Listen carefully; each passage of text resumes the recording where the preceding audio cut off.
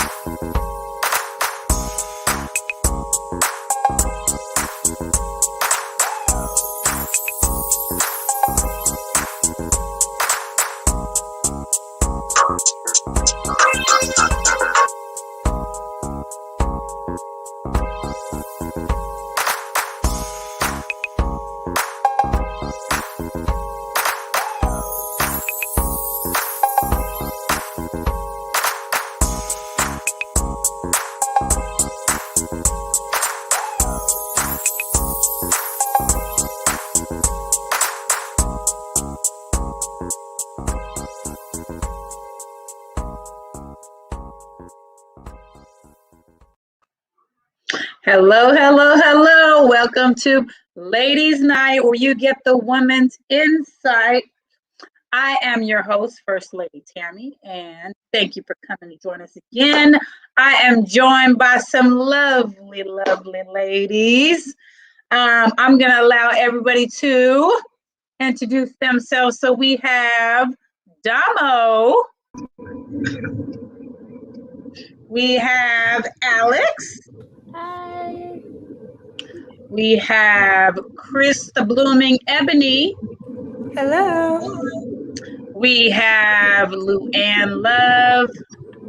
That's right. One and only. We have Queen. Hi. We have Danielle. And last but definitely not least, we have Mrs. M3. Woo woo. All righty. How are you ladies doing? How's everybody doing? Good. Good, good. Okay. Everybody had a good week?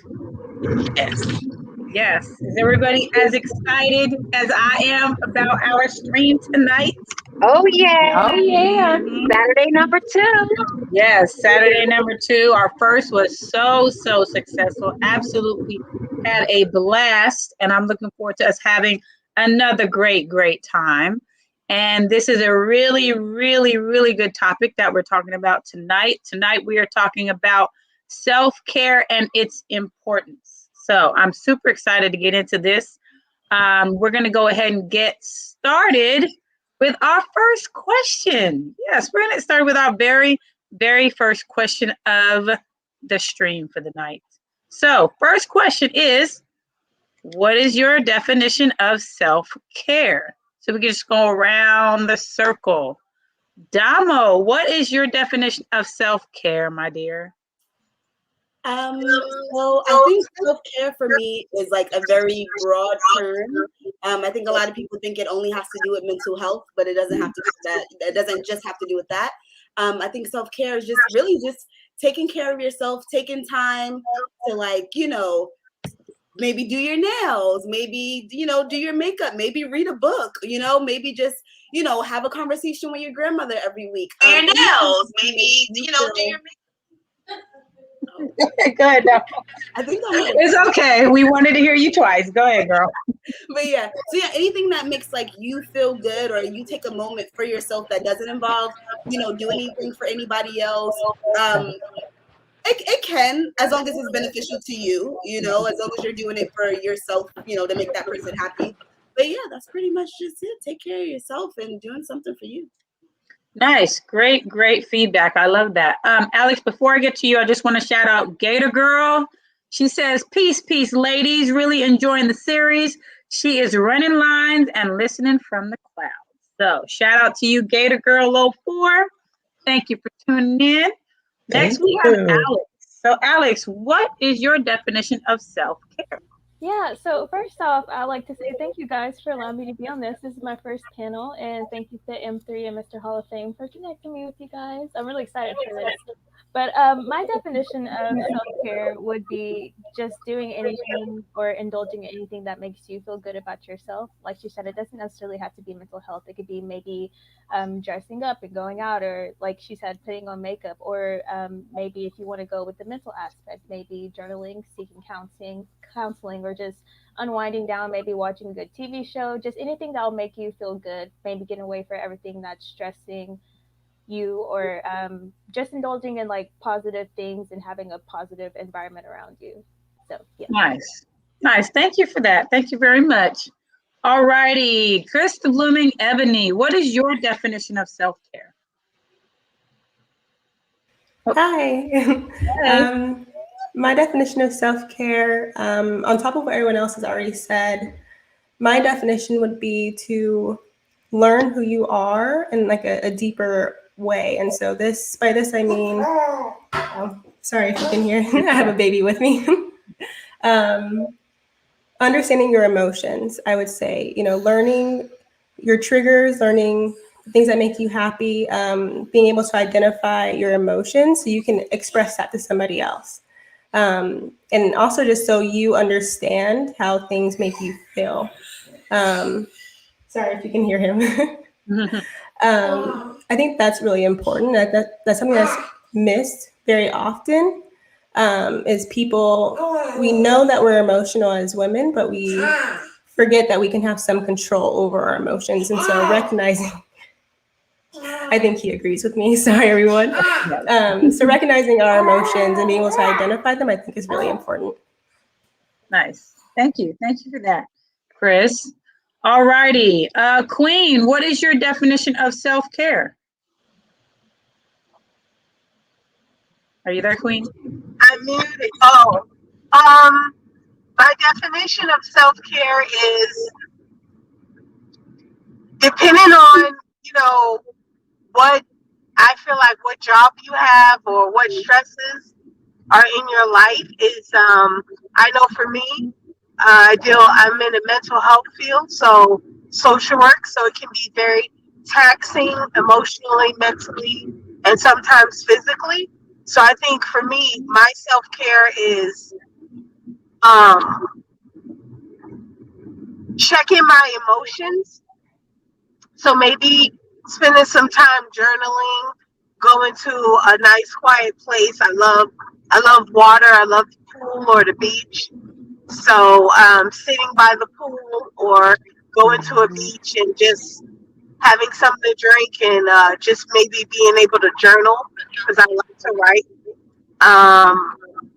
Taking a nice hot bath. It's just taking care of yourself, your overall self, meaning that I know I'm drained emotionally at work, so sometimes I can't give to anyone, talking to anyone. So being okay with turning off my phone and just checking out for me. Nice. Thank you for that, Queen. Appreciate that. Luann Love, what would you say is your definition of self-care? Just all of the above so far, I agree with. Also loving yourself. I think that, and what I mean by that is taking time out for yourself. Whether that's going to the spa, getting your nails done, getting a massage, getting your mind right, like Queen said, mentally, spiritually, emotionally. I think all of that takes a definition of self-care. Nice. Thank you very much. All righty. We are on to Danielle. All righty. What is your definition of self-care? My definition of self-care is to do what I need to do for me to be the best me that I can be. Keeping my mind and body and spirit as strong as it needs to be to accomplish my goals. And to be able to pour into my family, my husband and my children and whoever else is around me. It's doing what I need to do to be able to do what I need to do at my highest level. Nice. All right, thank you for that. Thank you very much. And last but definitely not least, Mrs. M3, please give us your definition of self-care. Sorry about that. My definition of self-care, considering the 8 dimensions of wellness, sometimes I have to click off my brain because, not click it off, but I overthink too. Thank you. I enjoyed the stream from Miss Alex the other day. Just finding time to recenter those 8 dimensions of wellness. Where are we at in regards to my teacher self, my wife self, my best friend self, my stuff that I've left on the back burner, like collecting all of my thoughts. And I know it could be a joke, like, does she have split personalities? No, we all wear different hats. That's what I'm saying. And being able to center and find me again, the me that I like to be around, the me that I enjoy spending time with. I think that's my definition of self-care, just being able to find myself outside of the definition of me that everyone has, my students, my husband, my best friend, my, anything and everything that pours into me that I have to pour out to,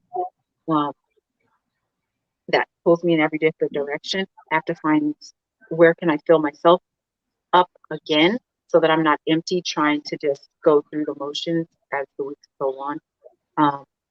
I love to travel. So even if I get to take a road trip to,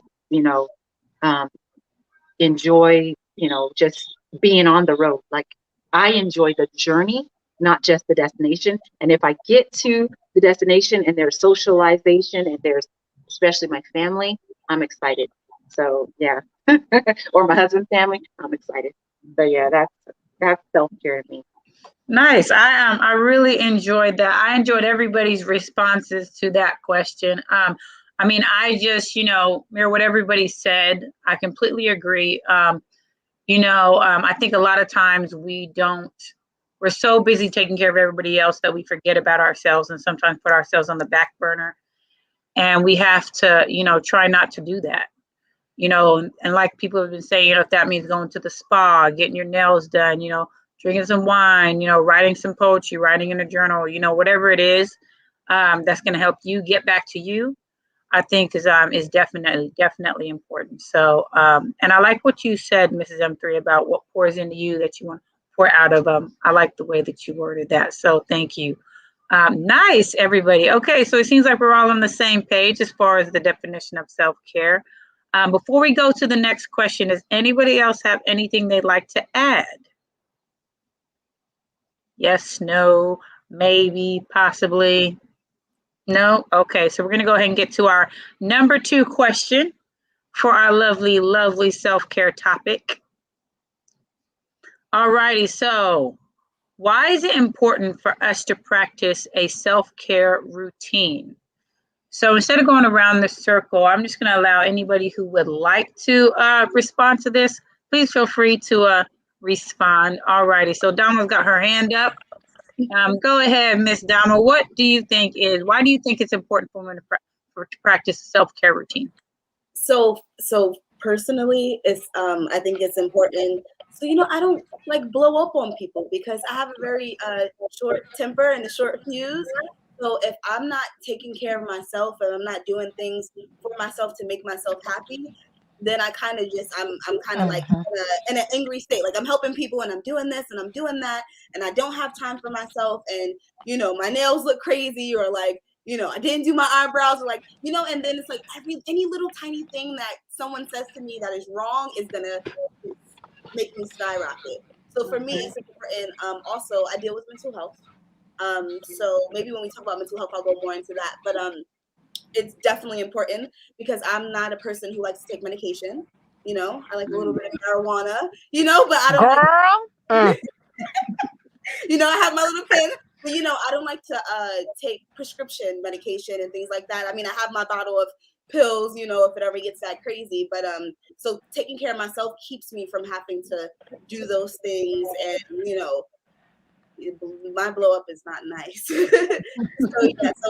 But I think it's important for other people too. Like when I think about little things like you know, being a parent in the future, and I say to my boyfriend, I'm like, you know, I don't want to work full time, or you know, I don't want to do this, I don't want to do that, because like I said, I have a short temper and a short fuse. So if I'm doing all these things, when I come home and finally get to my child, you know, I don't want to, you know, treat them wrong or treat him wrong, or you know, treat the people around me that I love wrong, because I'm not taking time for myself to do things for myself, and I'm just running.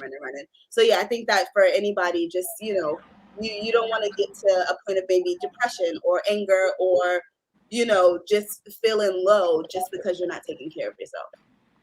Right, absolutely. I definitely can agree with that. Yes, absolutely. Anybody else would like to comment? Yes. Okay, so Danielle, Luann Love has something to knew I say. liked you. Girl, I knew I liked you. Okay, I knew I liked you.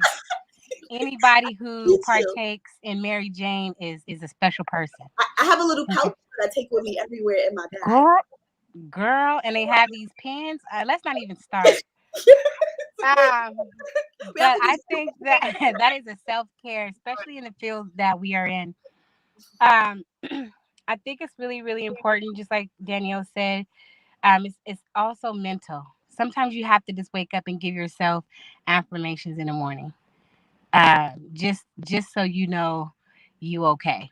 You know, I think it's important to love on yourself, because you may not get that throughout the day or even throughout the month, but you are your first best friend. So you have to take care of self before you can take care of anyone else. Yes, definitely. I definitely agree with that. Yeah, so you should be your best friend, and sadly, that for a lot of people, we are not our own best friend, which is why I think people don't practice self-care. I do want to shout out Naomi Murray. I hope I pronounced the last name correctly. She says self-care is important for our self-esteem. Keep your hair, nails, feet, eyebrows, lashes, and facials. The prettier you feel outside, you'll feel it inside. Motivate yourself to be your best self. Well said. Shout out to you.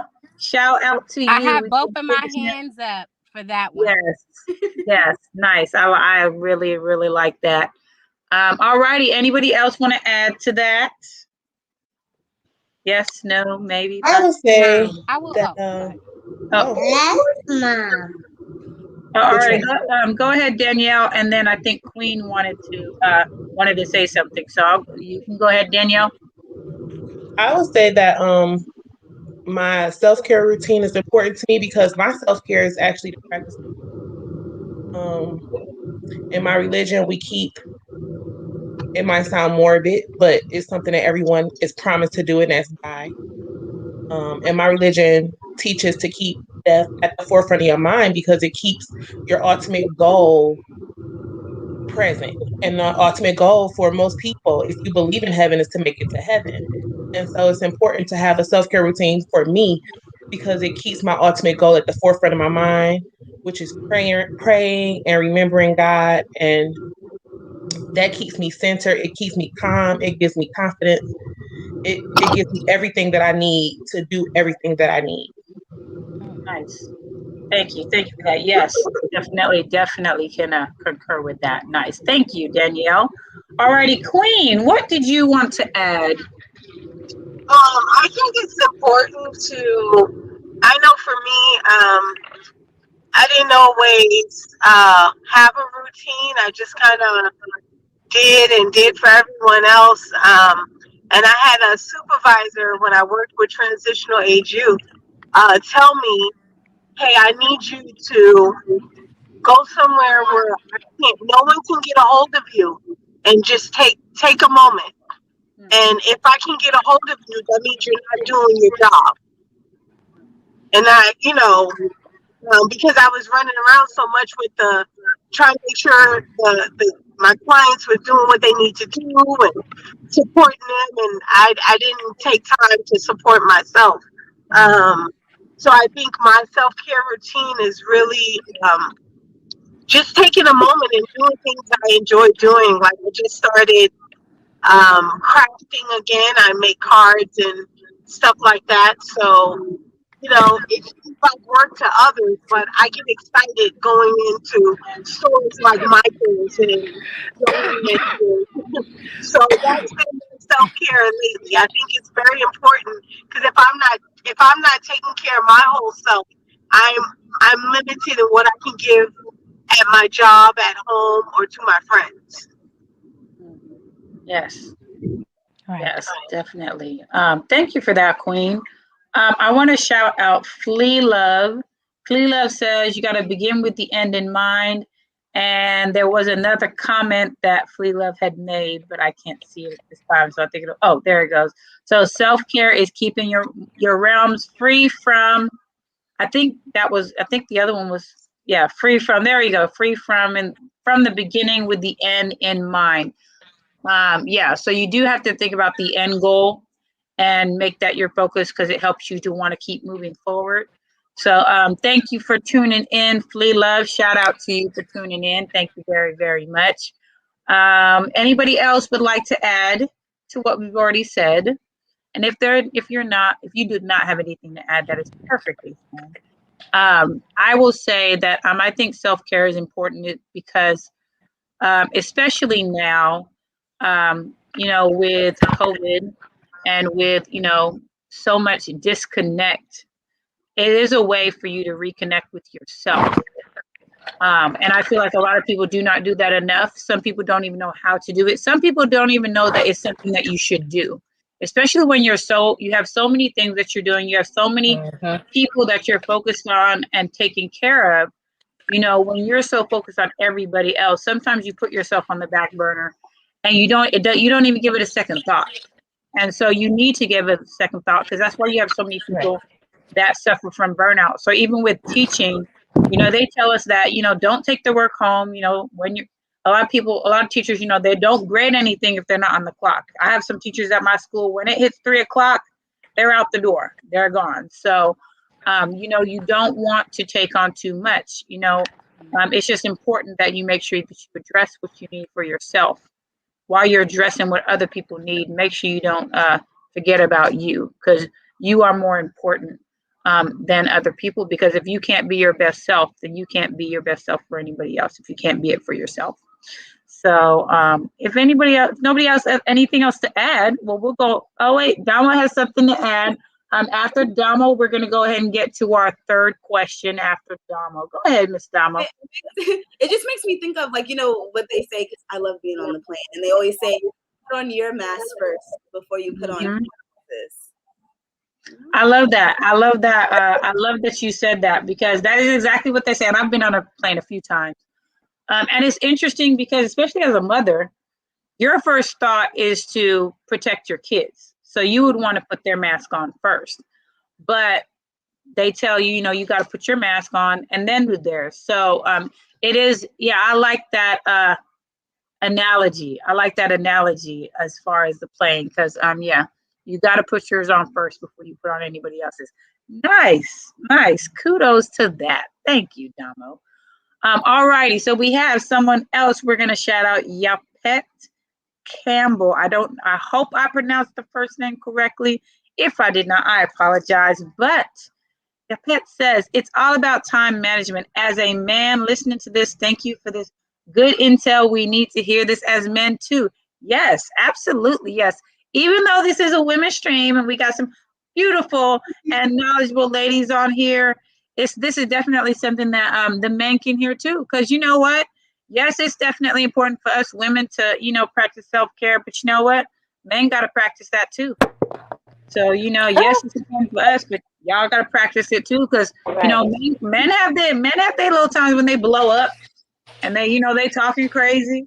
because they haven't addressed nothing, you know. And I think even men, like sometimes they take on too much because they feel like they have to, and they don't even think about themselves. They don't take time for themselves. So I think it's just self-care as a whole, whether you're a man or a woman, whether you're a child or an adult. Self-care is important for just anybody. So thank you for that comment. Thank you for tuning in. Gator Girl says, salute to the gentleman checking in. We got to learn from each other. Absolutely. Absolutely. Yes. All righty. So we are going to go on to our next question, our number 3 question. We're going to go ahead and hit that up and get that discussion going. All righty.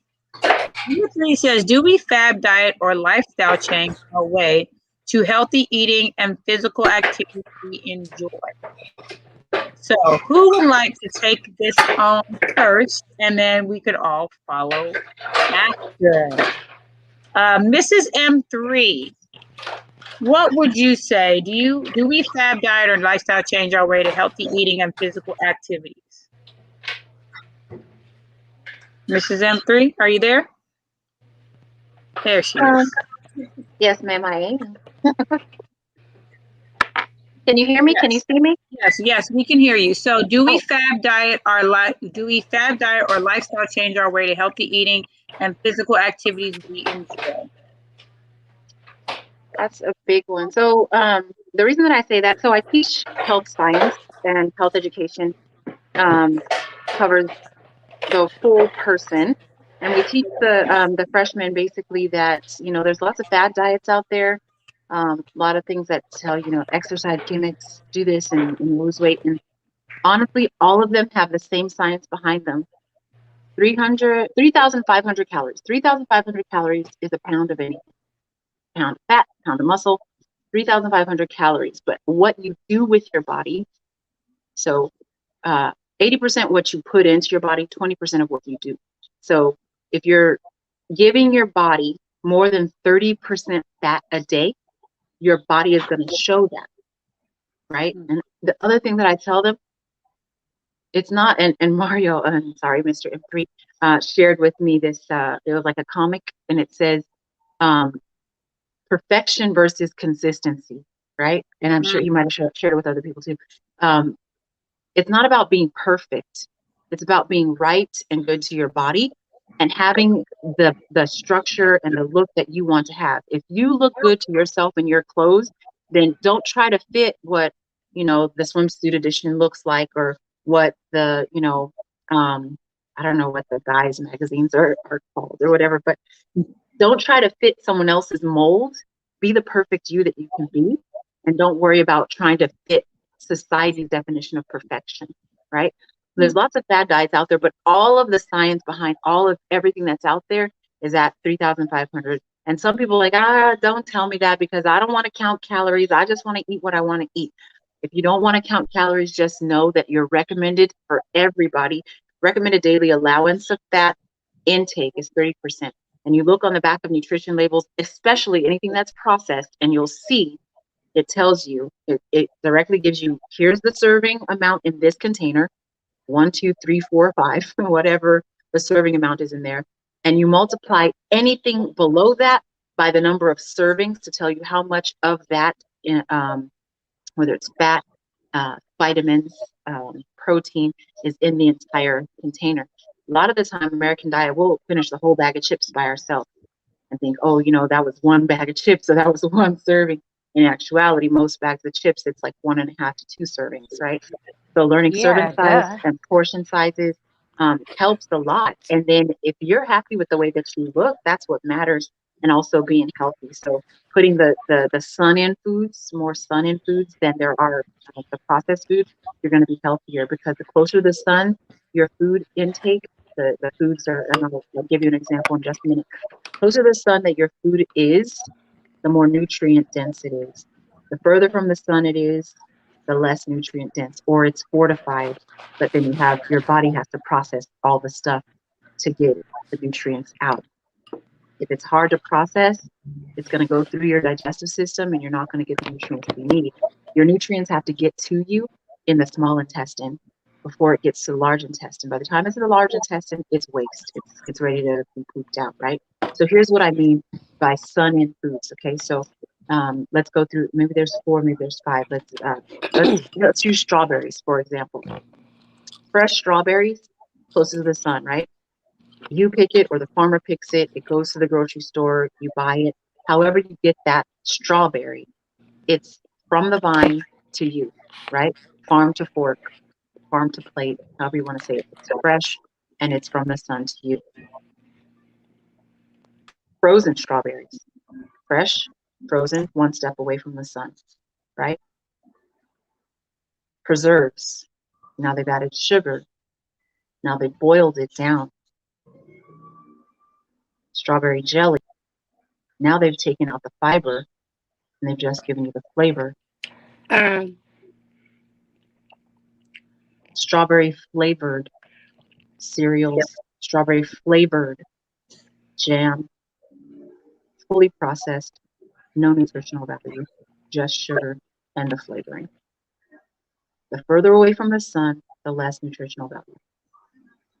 Sun in foods, especially green leafy vegetables, cruciferous vegetables, you're going to be healthier. Your guts are going to thank you, and your you get away from atherosclerosis risk. So health literacy brings us closer to the positive side of the health continuum. So your health continuum has risk factors which lead to morbidity and mortality. You either live with an illness or you die from the illness. Mortality is death. Morbidity is living with something that's an illness. You can manage it, you can prevent it, or you can delay it. Right? Those are the 3 things. The first steps to the keys to wellness. Right? Prevention is worth a pound of cure. It's better to not ever have something than to have to treat it or have to deal with it. Right? Next, to delay it, like they tell you this is coming, it's in your family history and it could happen to you. Delay it as long as you can. And if you can't delay it and you have it, then learn all the steps you need to manage it or reverse it. One specific illness that is reversible is type 2 diabetes. It's very reversible as long as you can manage your diet and try to stay away from, and even when you have to, but try to stay away from having to take medication for it. But even if you have to take medication for it, your diet change, your lifestyle change can reverse your use of having to use it. And the doctor will take you off the pill. Pills are treatment. It's not a cure. Healthy food, strong immune system, holistic, all of your vitamins and minerals, your body and your immune system are going to be able to fight stronger against the illnesses that are out there, and especially lifestyle diseases. People don't have to die from lifestyle diseases. They don't have to get them. So that's my 2 cents. Thank you. Thank you very much for that, Mrs. M3. Thank you. I'm going to let Luann comment. Before she does, I really like what you said as far as perfection versus consistency. I really, really like that. Go ahead, Luann. I love everything you said to Miss M3, but even the bag of Lay's, even the commercial says you can't just eat one. So they want their money those out there. If you're just opening a bag of Dorito chips, you better eat the whole bag, okay? I mean, come on now. You didn't already open the bag, okay? Just know that. Just know you're gonna have an extra pound on you. Leave them alone. They want your money. Yeah, I'm gonna pay my $1.79 if I'm feeling munchies, right, Danielle?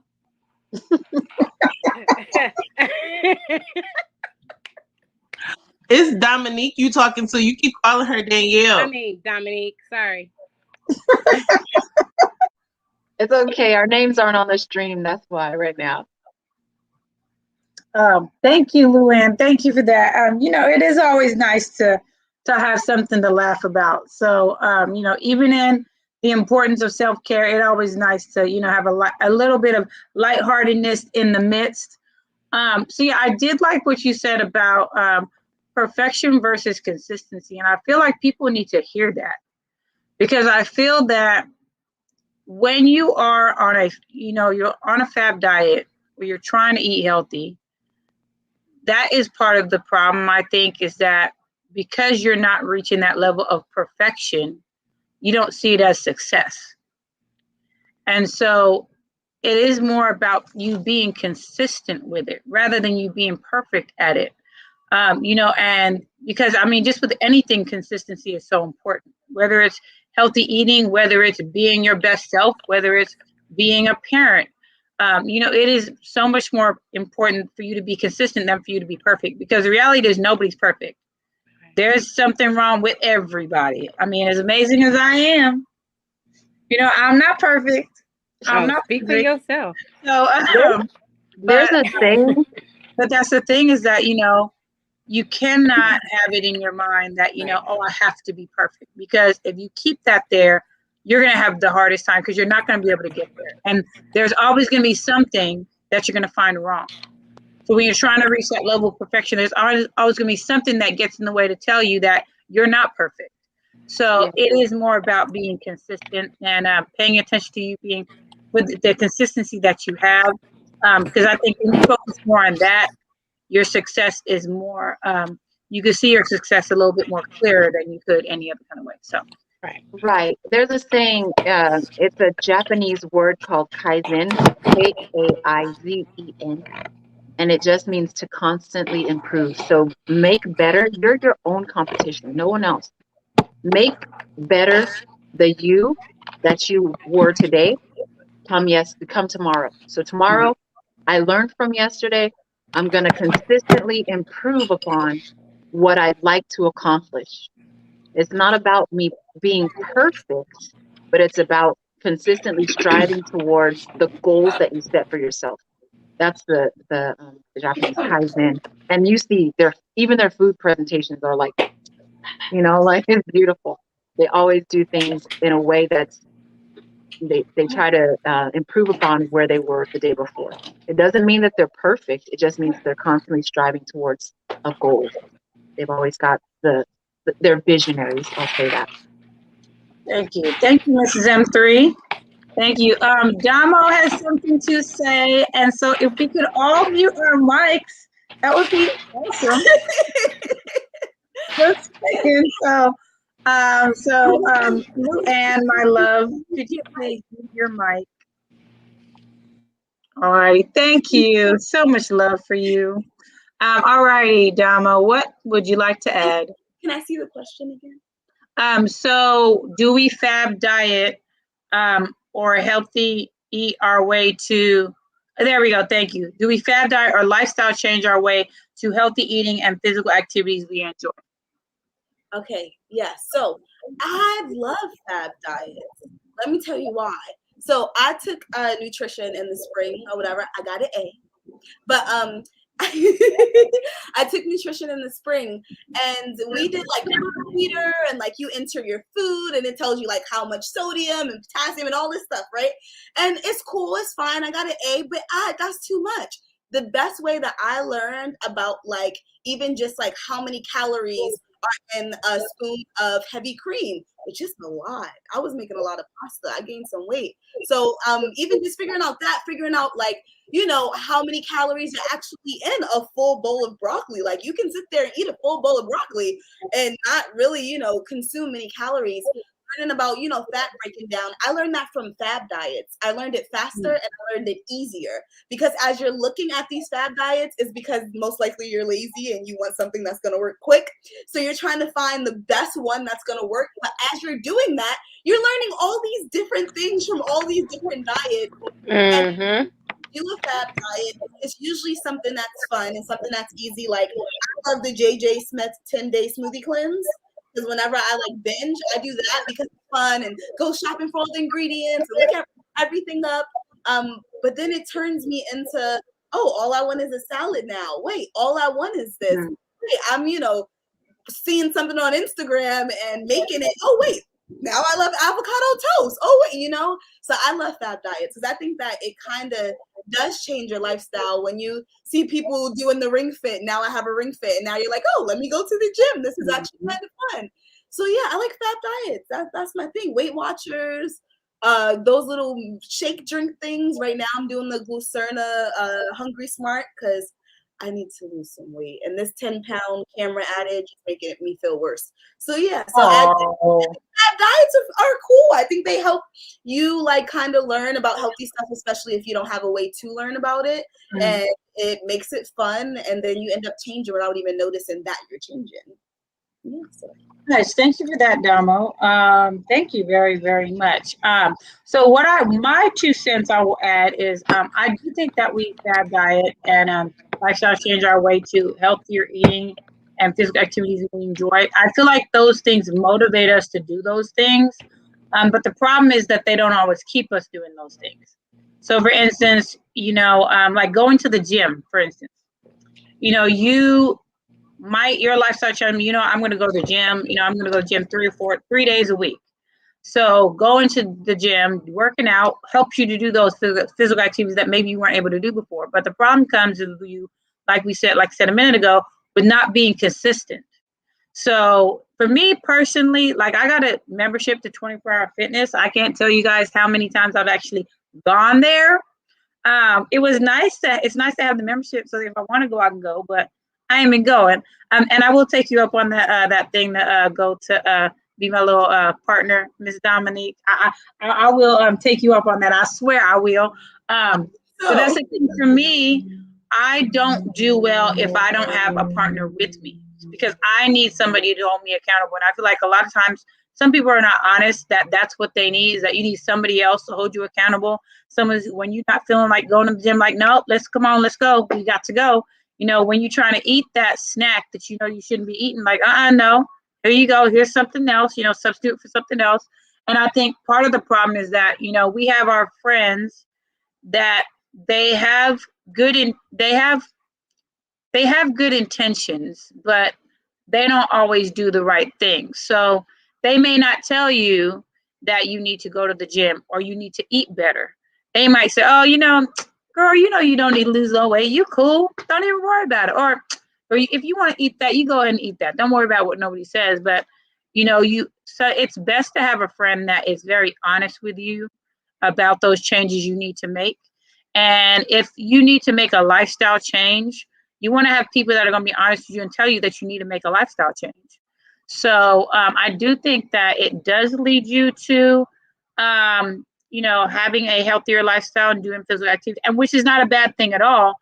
But once again, even with a fab diet, it is about being consistent and it is about keeping with that. So, not starting it and stopping, but continuing and making sure that it is a lifestyle change for real, not just a lifestyle pause, but it's an actual lifestyle change. So I just came up with that.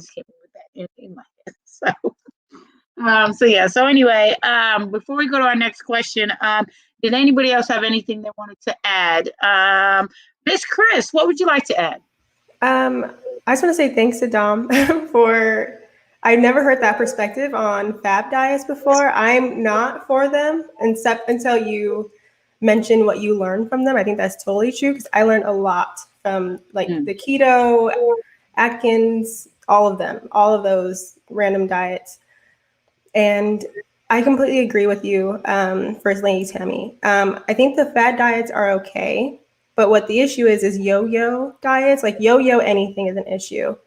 Discipline is something that has to be learned, and in order to learn it, you have to practice it. Like you have to get used to that resistance. The way that you build muscle is you go to the gym and you work out and you keep increasing the resistance. And the same way you learn discipline is that you do things that you have resistance towards, and you build that disciplinary muscle. And so, yeah, I think that's a really interesting way to look at it. Like you can do these fad diets, they shouldn't be looked down upon, but when you have that yo-yo mentality where we can go back and forth, that's when the consequences, are going to be detrimental. Mm-hmm. Yep. Thank you for that, Kris. Thank you, Damo, for your feedback. Thank you very much. I want to just add to what Kris said. Hold on one second, Damo. So Damo, you're gonna go, and then Alex, then you're gonna go. Okay, go ahead, Damo. To what Kris said about it getting dangerous and things like that, that is very true because, for example, I think what people don't understand is that it is only supposed to last for a certain amount of days, and then you're supposed to switch to healthy eating. You're not supposed to just keep drinking smoothies for 30 days straight, because you still need a certain amount of protein and a certain amount of, so yeah, it definitely is consistency, and also really knowing what you're doing, because the slim fast drinks, they help for like a week if you know, trying to, you know, lower your hunger, but if you read the ingredients, you probably shouldn't be drinking them for longer than that. So yeah. Can I tell you a secret that's not a secret about Slim Fast? It's the same thing that the bodybuilders drink. It's a protein shake, right? But it's full of sugar. Yes. So you're slim and slow, to be honest. And you're only losing weight because you've cut out the 2 meals out of 3 in your day. Anybody's going to lose weight on 12,000 calories a day. Anybody, unless you're 120 pounds. Thank you, Mrs. M3. Thank you, Damo. Yeah, I have something to say about what you said, and I'm pointing this way because in my camera you're this way. When actually right now when I'm looking, you're this way. But you have something to say about what you said. I like what you said. Alex, what would you like to add? Yeah, so this is just a really interesting topic for me because I'm not like too like aware of it. So just to like hear everyone else's opinions was really good, because piggybacking off of what Kris said, I've always like heard that like fat diets are like really bad for you because it's like a drastic change in a short amount of time. So to hear Damo saying like it really helped her with knowing like what ingredients are was like really like mind-boggling, because that is, because I noticed whenever I eat things that don't have the best ingredients, it shows up on my face, like with acne and everything. And being 21 and like coming into womanhood still, like I'm very like susceptible to that. So I thought that that was a really interesting perspective, but also the fact that that these diets can be like really subjective. So really like to knowing like your body and what works for your body, and if something's like too drastic and it may work for someone else but not you. So it's really important to be self-aware of your body and know how it reacts to certain ingredients and certain diets as well. Yes, thank you for that, Alex. Thank you very much. So Damo, I really found what you said interesting as far as where it's that where you're not supposed to keep doing something over a long period of time, and I think that is what begins to get discouraging for people, because they keep doing it over months and months and months, and they're like, okay, now it's not working. Like it was working at first and now it's not working. And I think in their mind, like, this is something I have to keep doing, without knowing that this is not something that you need to keep doing over that long period. It's something to try to change your mind to where it needs to be, so you can start making the right choices. That's why, like you guys have been saying, looking at those fab diets and saying these are the kind of things you're supposed to be eating, doing, is to motivate you to, yeah, we're going to start you here, but now you kind of got to do it on your own. So it's like we going to give you a little bit of push, and now you got to, use the pedals to get yourself to keep going. So it's like being on a bike, they give you that little push, and then all of a sudden you got to work it on your own. And if you don't, you're waiting for them to come back. It's like you're going to crash. So you got to get there and get consistent. So I like what everybody's been saying. Very, very, very nice. All right. So Queen, do you have anything to add? What was the question? I'm sorry. Do we fab diet and lifestyle change to healthy eating and physical activities we enjoy? You said we enjoy? Yeah, so do we fab diet or lifestyle change our way to healthy eating and physical activities we enjoy? Well, I think for me, fad diets, they're frustrating because it's like once you do them and you stop and you change something because you're not doing that or taking those supplements, you kind of yo-yo, your weight yo-yos up and down. But I think for me, I've been trying. I'm a snacker, meaning that I like sweets, like I like gummy bears, I like worms, and like Twizzlers. So I had a friend who let me borrow her dehydrator, and I made my own fruit snacks, which helped. But I need to buy a new dehydrator because it broke. But I was making kale chips, and that helped because I like crunchy like chips, you know. So my thing is that I've been really trying to be mindful because my job, there's snacks everywhere, but it's not good. They're not good at all, you know. So I have to really make an effort to meal prep now. Now that I'm at a different site and I can't cook. Um, so I'm trying to make a lifestyle change. Okay, I need to drink more water. Okay, so I'm gonna add fruit and lemon to it. So that's been going good, pretty good. You know, I've been proud of myself. Instead of drinking that juice, I pick up the water with the lemon in it. I think I'm doing things with my little straw. But so yeah, so I think it's just constantly making a mindful decision and going, you know, am I eating this because I'm being emotional, I'm having a rough day, or am I eating this because I'm genuinely hungry? So I find myself eating half my meals and going, no, I don't need that. Let me drink some water instead of grabbing those bag of chips. Okay, so I brought pretzels, so I'm gonna eat some pretzels in my little Ziploc bag. And when that Ziploc bag is done, I'm not going to the box of chips in the back office. So I think just it's a constant checking yourself. I feel like sometimes it's draining. Like I just want to go, you know, I don't care. I want to get that put in, but you know, I think as I'm trying to change my lifestyle and you know, I meal prep. Meal prep has been really good to me. So I'm just going to continue doing my meal prep. Nice, nice. Yeah. Meal prepping, man, that is a big, I need to get in the habit of doing that and I don't. But yeah, meal prepping, that's a big one. That's a big one. Thank you for that, Queen. Thank you very, very much. Luann, did you have anything you wanted to add? I forgot. Okay. Okay. Well, Danielle, did you have anything you wanted to add? No. No? Okay. All right. So before we get to our next question, does anybody else have anything? Any last minute thoughts? All right. So no last thoughts. Okay. So we'll get to our next question. We are moving right along. All righty. Next. Why do women feel guilty practicing self-care? Why do women feel guilty practicing self-care? Damo, all righty, Damo, what you got? Okay, so I think this goes back to the first question I answered. I'm gonna go back to that. I think that a lot of women are scared of it, especially women of color, is because a lot of people equate self-care with mental health. So they feel like if you're doing self-care, you know, there must be something, you know, wrong with you, or like maybe you're going through depression, there's nothing wrong with you if you're going through depression. Let me just say that. But that's what people think. They think like, oh, you know, self-care, like, you know, whatever, I take care of myself all the time. Like, why do I have to, like, you know, have a specific time to do this and do that?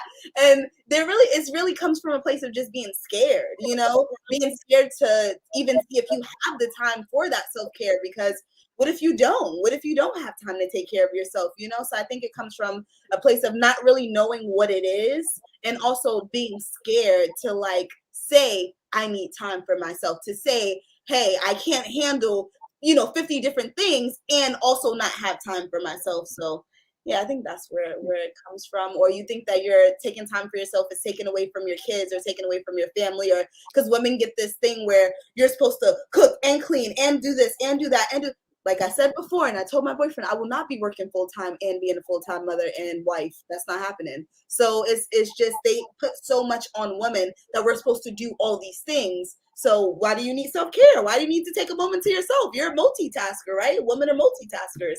So yeah, I think that's where it comes from. Thank you, Damo. So I like what you said as far as you know, when you're a mom. So everybody here knows I'm a mom, and there's some other moms on here. So when my daughter was little, even as she's gotten older, I would go to the store to buy her things, and I would go in the store, and I see something that I like for me, and I would pick it up, but then before I walked out the store, I would put it back down because I'm like, no, I need to be getting stuff for her. I don't need to worry about me. I just need to get for her. So for a very long time, I wouldn't do anything for me. I would not buy myself new clothes, buy myself new shoes, wouldn't go anywhere, wouldn't get my nails done, wouldn't get my hair done, wouldn't do any of those kind of things because I was so focused on making sure she had what she needed that I felt that I had to not do for me in those ways because I need to make sure I did for her. And I feel like that's what a lot of moms do, especially, when you have more, because I just have one, when you have more than one, it's like your focus is your kids and you want to make sure your kids have what they need. And it's like, and that thinking of a good mother is that it don't matter what I look like. I need my kids to look good. So it don't matter if my hair is done, my child's hair needs to be done. It don't matter. I could look like I didn't really pay attention to what I wore in the morning, but I need to make sure when my kids walk out the house, my kids look together. And so we focus so much on making sure that our kids have what they need, that we feel almost afraid, like Dama was saying, to do for yourself, because it's like, I shouldn't be doing for me. If I'm spending money, it should be for my kids. So it took me a while as a mom to say, no, it's okay for me to get myself, a pair of shoes, go get my nails done, go do for me a little bit. As long as my daughter's taken care of, she has a roof over her head, she has clothes, she has food, she's happy, she's smiling. As long as she has everything that she needs, there's nothing wrong with doing a little bit for myself. And that as a mom, that would make me just a little bit happier, more at ease, because I know I've taken care of myself. So in taking care of your kids, you are taking care of yourself, but you still need to it's okay to do a little bit of extra. It's okay to get something for yourself sometime and do for you, even though you have kids. Your kids, yes, they are your life, but you still need to do for you as well. So I really like that you said that. And I will say, as far as my 2 cents, other than what I just said, is I feel that when you're doing so much for others, if you're not whether you're a mom or not, you are so focused on everybody else. You want to make sure everybody's taken care of, that you kind of get your happiness in that because everybody else is taken care of. So that's your high, is to know that everybody around you is taken care of. And it's like, you don't think about you because you feel like you don't need to think about you because you think about everybody else. And so I think that sometimes they don't take, I think sometimes it is that they feel guilty, but sometimes it's that they don't have a second thought that's something that is just as important. So even doing for others, to you it may be important, but it's just as important to do for yourself. So I think part of it is feeling guilty, but I also think part of it is that because you have so much going on, you're doing so much, you have so many things on your plate that you don't even give it a second thought to just take some time to just sit and just reflect and do some you time and some you stuff. So so that's my 2, 3, 4, 5, 6, 7 cents. Okay, so anybody else? Say, oh, I'm Okay. sorry. No, go ahead, Queen. You're good. That my mother and my father really taught us how to do self-care. I have 5 siblings. I am number 5, and there's a younger boy. I have a younger brother and 3 older sisters and an older brother. And, with that, my mom worked in a hospital and my dad worked for the airline. So we would just go to trips. Like, I want to say, I've been to Bahamas, let's just say 15 times. We would go like every other month somewhere. And then she would I'm going to take these 2 little ones, or I'm going to take the older 2. And then she would be like, okay, you want to meet me after work? I'm going to go get my hair done or my nails done. And I was like, how you doing that? Aren't you tired? She's like, girl, you better make time for yourself. She used to always tell me that. If you don't make time for yourself, nobody else is going to make you make that time. You have to find the time to do you. That's what my mother used to always say. And then my father used to say, please make time to do you, because when you don't, you're not nice. So he used to say that to her too, like, please do you, Betty. That's what he would say. Do you, Betty, please.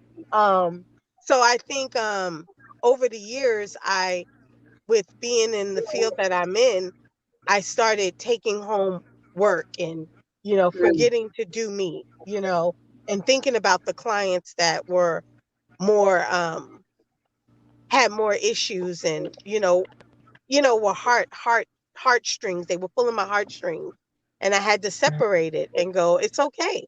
It's not being selfish. It's not being, where I don't care. I just have to go, no, I can't. I can't always be available. I can't always think of you.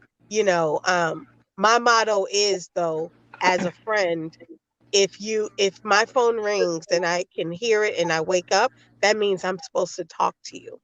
I do have that motto, but I also take time for myself as well, and it's very important.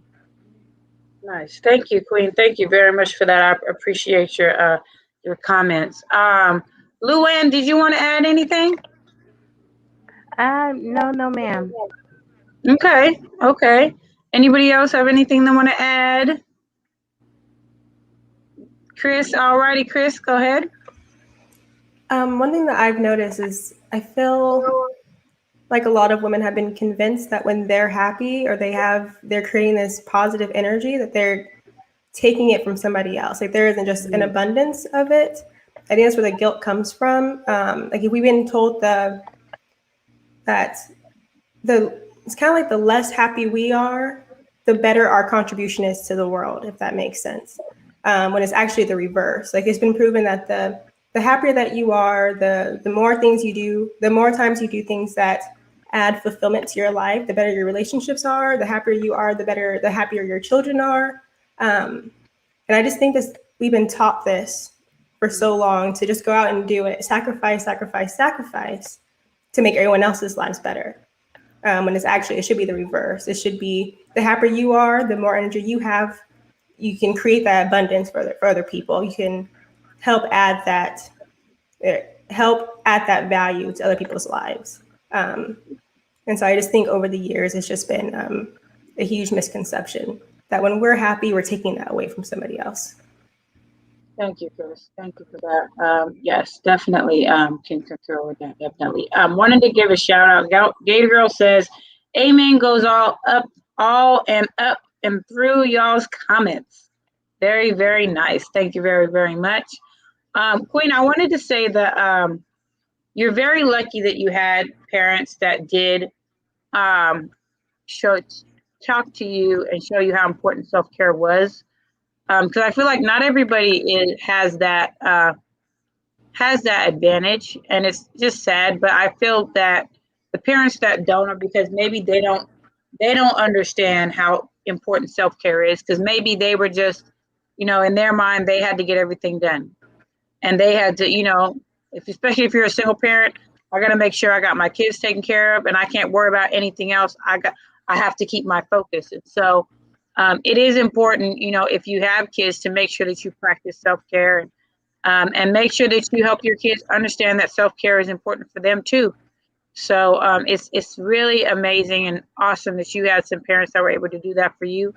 So that's great. So thank you. Okay, so nobody else has anything to add. I think also when you have kids, they need to know when, like we knew when my mother was in the garden or playing her piano or doing certain things, you better not mess with her.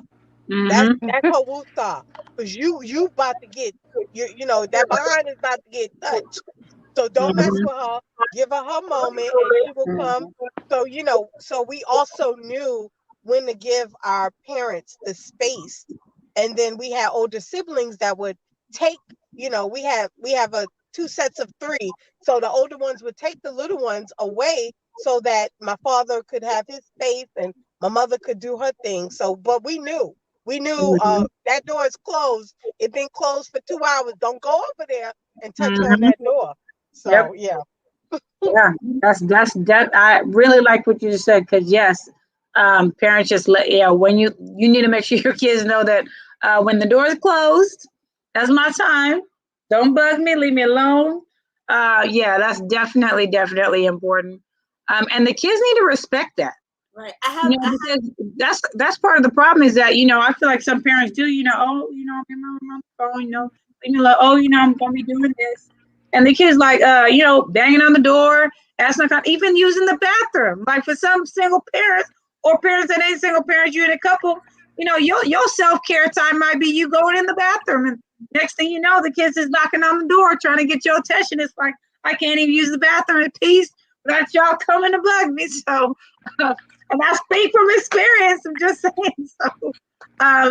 So kids need to respect that. If your parents are asking for you to give them some time to themselves, give them some time. Even as adults, when we call our parents and parents say right now is not a good time or anything like that, just respect that and allow them to have that time to themselves, because that might be the only time that they've had to themselves for the entire day.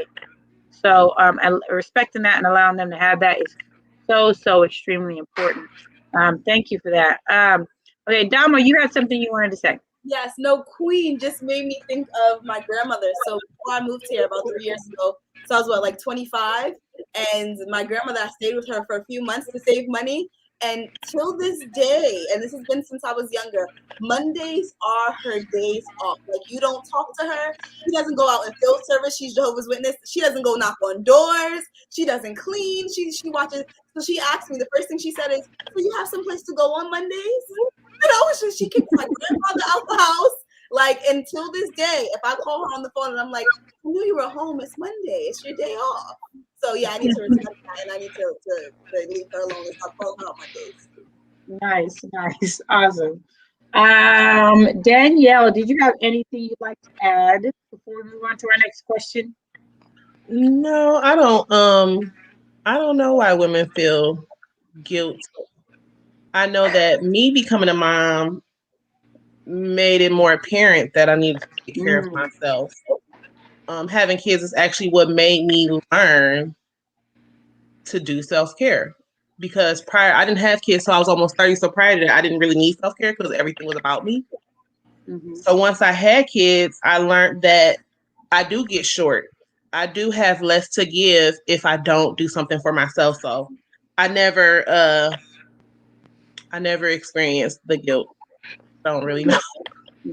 No, I'm really glad that you said that, because I feel like some parents don't, even when they are able to see that, even when their kids are showing them those things that because I feel like kids do show you that you need that self-care.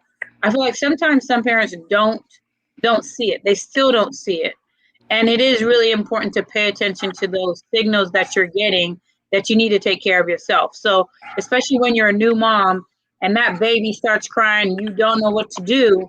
Like, I had a friend of mine who did that, where her daughter, she was really, really young and she was crying. She called me. She's like, oh my gosh, what do I do? And I'm like, put her in her crib. I said, just go out and just shut the door.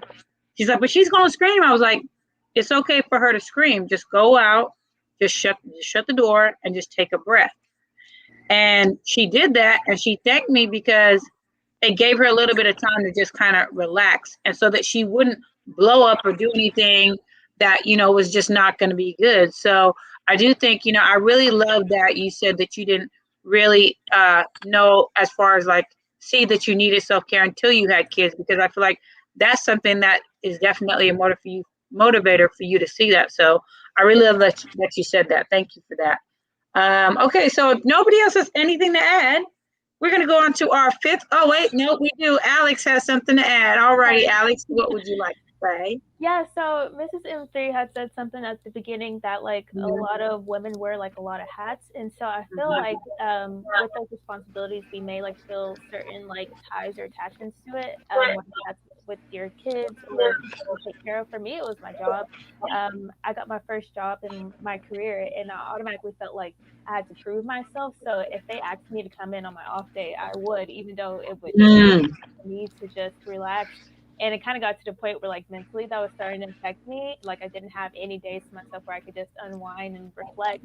And I was telling my mom about it, and she was like, I mean, I understand it is your first job, but you have to start advocating for yourself. For in that sense, it kind of like helped me realize that the guilt is there, but at the same time, I'm doing something that I'm investing in time in myself. So whenever I do go back to work, I'm fully energized and I was able to reflect and my mind is clear. So just in that manner, maybe some women may feel a responsibility to their job or any other thing, like maybe taking care of other people or their kids as well.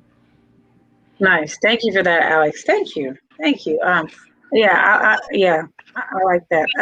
Did you? Sarah, Yeah, go ahead, Kris.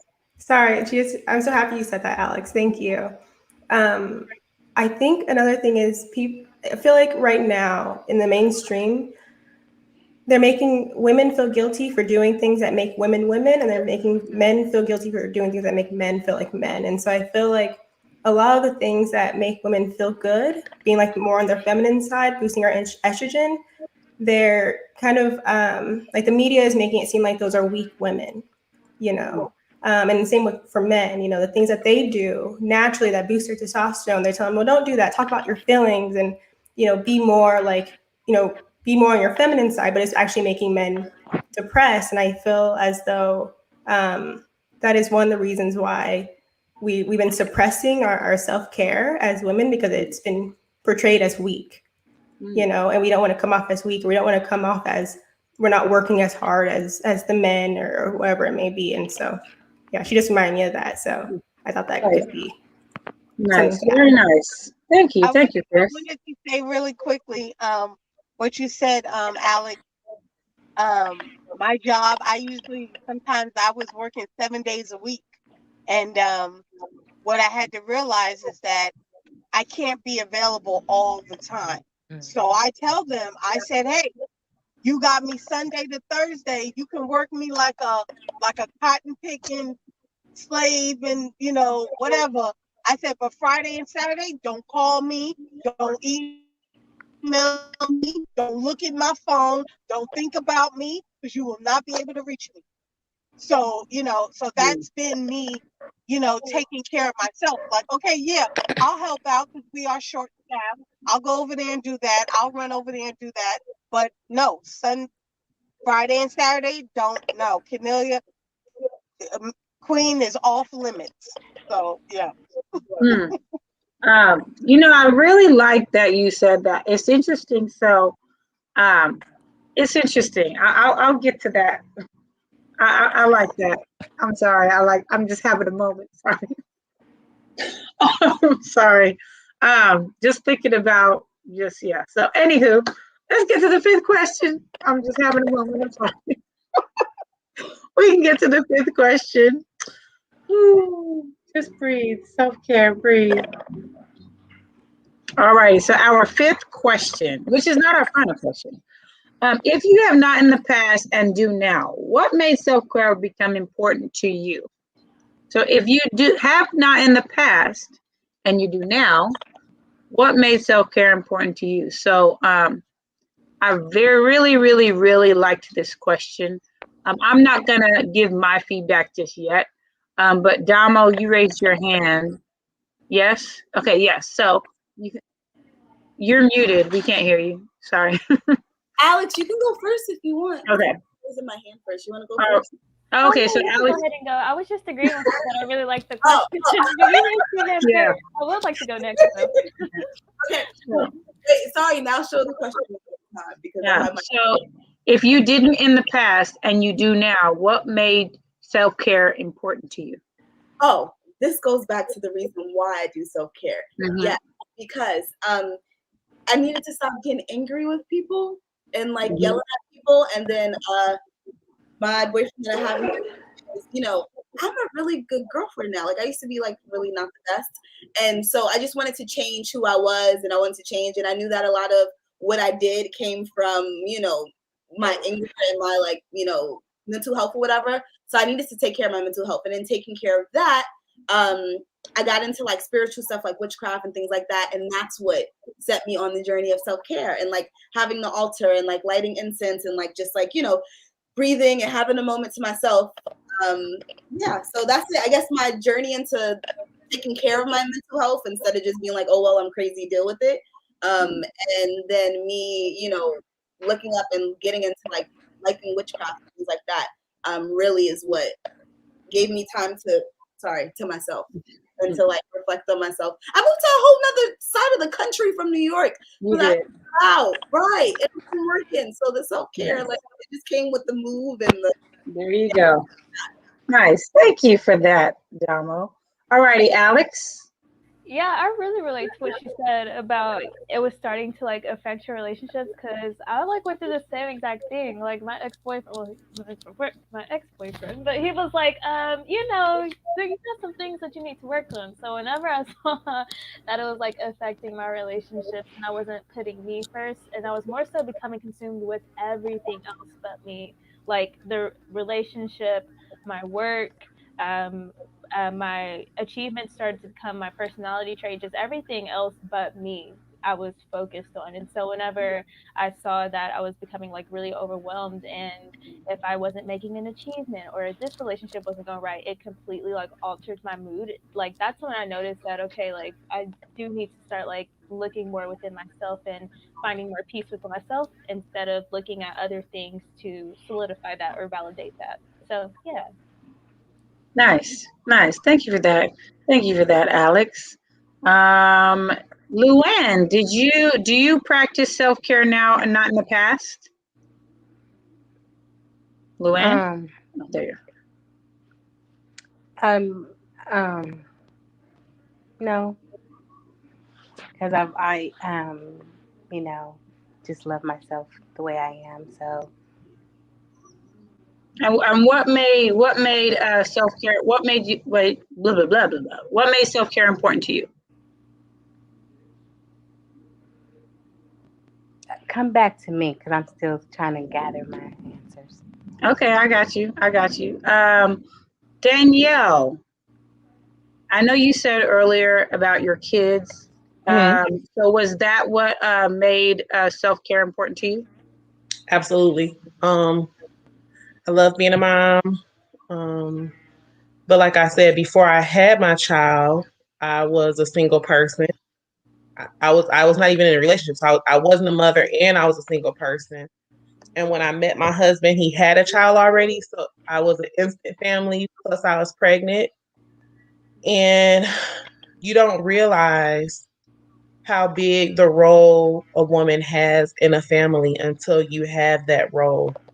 And it's a lot to conduct everyone else's life and still keep yourself. You lose yourself a lot because it's a lot. It's a lot to manage your own life. So to have to manage your kid's life and you help your spouse manage his life and still remember yourself, it just takes a toll. And so once I felt frustrated when it was really nothing happening exactly at the moment, I had to sit back and think like, okay, well, what is really wrong? And once I realized what was wrong, I just had to take the time for myself to give myself time. Mm-hmm. Thank you, Danielle. Appreciate that. Mrs. M3. For me, self-care journey began with wanting to hold on to hope, a realization that I can't do it all, but at the same time, I'm not just one thing. And that happened around the time that my mom passed away. My dad passed away 3 years after my mom, but I didn't grow up with my dad. And the weight of feeling like I don't have a home anymore. There's no one on the planet that can call me daughter. At that time, I wasn't married yet. I think when my dad passed away, I was 2 years from getting married. And it was just a more self-reflection because, you know, my mom was like the glue to our family and everybody just spread out. Like to this day, I do my best to hold on to my relationships with my family because now 4 generations from my mom, right? I have a great grand nieces and nephews, and I don't even know all their names, but all of their parents, I grew up with them. I was like 8, 9, 7, you know, when they were born, and they're grown with their own families. And I'm like, if I don't make the effort to keep in touch, then we just won't know each other. We'll be like, yeah, there's some little bit of blood line, you know, from my mom that connects us all, but we don't know each other. And so I had to take care of my life because, okay, mom and I were taking care of finances together. Now I'm living in a household with people, um, learning how to navigate life in a household of five women, and then down to one because everybody moved away or got married or what have you. And me and that one roommate, it was like ships passing, but there was not a connection, like relationally. And I'm like, the people that are immediate in my life, I don't really connect with, but I'll go 50 miles to find my family because I just miss my family. And I had to learn, like, all those pieces of me, like, I matter to people. Because in a roommate situation, you feel like, you know, it's two separate families under one roof, but you don't really matter. You know, that's how I envision things. But it really makes a difference when you're able to come together, communicate, and connect. And I couldn't connect because I was so, like, I had shut my emotions off, and I didn't even know that I wasn't in touch with my emotions. And it took me till probably a couple years ago, going on a couple years ago now, where that same kind of roommate mentality was happening with my husband and I. And we were like ships passing. And thankfully for COVID, actually having everybody stay in the house, we got to connect and understand each other and get to know each other personality wise and everything. Because we were just, if it had kept going that way, we would not be married today. Like, it was just not a togetherness, right? So self-care in the respect of, man, like, as an individual, how I view myself is not always how people view me. Mm-hmm. And being able to be okay with that meant that I have to get to know myself again, outside of how my mom identified me, outside of how my dad identified me, outside of being in a household of 23 people when we were all growing up together. And yeah, my personality came out of that, but my personality is how people see me. Mm-hmm. How do I personally identify? And that part is like, unless you take the time to to know yourself again. I love this one comedian, this actress. Oh my gosh, SNL. Anybody watch Saturday Night Live? Anybody familiar with tall African American lady? I forget her name. It starts with an L, I think. But she Leslie. said, yes. Yeah. She said on The View, they were like, how are you doing with COVID? And you know, you're not a mom, you're not married, you're on your own. She says, I have my best company. Like, I am having a ball. People that are having a hard time with this is because they don't like themselves. You know? But I'm like, you know, unless you have that time to self-care, you don't identify with yourself. You identify yourself in the mirror with what people say around you of who you are. And if that's the case, then you'll have low self-esteem. If someone hates you, someone tells you something that's maybe constructive, you can't take it. Unless you know, like, this is who I am. This is my value. This is what I'm worth. And even in conversations, you know, with your significant other, like, I know my worth. I know why you chose me, you know, and I know why I said yes. Those kind of conversations had to happen for us, you know. And when it did, it was like, oh, you know, we really didn't know how to talk to each other outside of chaperones and outside influences and other people. Like, to really communicate with one another, we had to get in touch with who we are outside of those other relationships. In 2020, you don't have no other relationships than what's in your household unless you go out and find them, you know. And so, yeah, that helps. And then also we went to couples counseling. That helped as well, to help us to see you're also individuals. You're not just one unit. And so that's also part of the journey of self-care, seeing yourself as an entity, an individual, a unique person outside of all other relationships that define you. So that's where I started. Nice. Thank you for that. Okay, so for me, so I didn't do self-care in the past. Like, even with a job I used to have, I So everybody knows I'm a special ed teacher. I talk about teaching all the time. And I worked at a charter school, and I'm very, when I'm at a job, when I'm working with kids, I'm very like, whatever you need me to do, okay, I'm fine. And so I made the mistake so they had let an ed specialist go. And I made the mistake of saying, oh, I'll help out over there, no problem. With the hope that they'd find somebody to take over for the person who left, but they did not. So I ended up having a caseload of like close to 40 kids, which I mean, I like that I got to know the teachers at the other school, and I was thinking about what was best for the parents and what was best for the kids and what was best for the school. So I was putting myself on the back burner because I'm like, they need to have somebody there who does what I do. So then at the end of the year, they said, want you to come back. I was like, great. I said, I don't want to do more than just the 2 original schools that I came in to do. Because that other school had added on 3. So they were like, oh yeah, no problem, no problem. Well, that next year, the 3 that I was doing jumped to 5, and my caseload jumped to 108. And so I was going to these 5 different schools, and I wasn't really taking the time to interact with kids or anything. It was just meetings all day, all the time. And I remember I was at a meeting and I was crying because kids were leaving because I wasn't able to work with them. And it was detrimental to me because I was not able to do my job. And in me trying to make sure that everybody else was taken care of, I was having this breakdown because I was putting myself on the back burner. So I ended up leaving. So part of my self-care was leaving that position to where I'm at now, where I'm 10 times happier, where I have a caseload that's like 80% less than what I had over there. And then for me, I feel like I didn't always know my worth. And so I feel like I had to learn that about myself.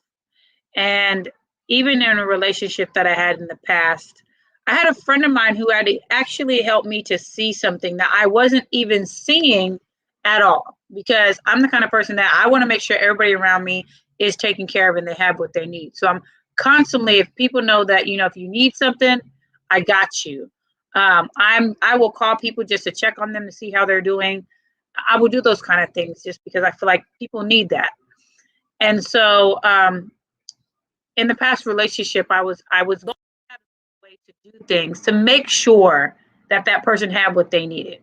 And I was getting my happiness out of that because I was putting in the effort to make sure that, that was taken care of on my end. And so a friend of mine, I was talking to her about how things went. And she said to me, she said, Tammy, one thing I noticed about you is you always accept people as they are. She said, you accept them as they are. You don't require them to make any changes. Whether it's friends, whether it's someone you're in a relationship with, you accept them as they are. She said, but they're not accepting you as you are. And so I had to really think about what she said, because it was something that had never occurred to me before, because I was so focused on making sure everybody had what they needed.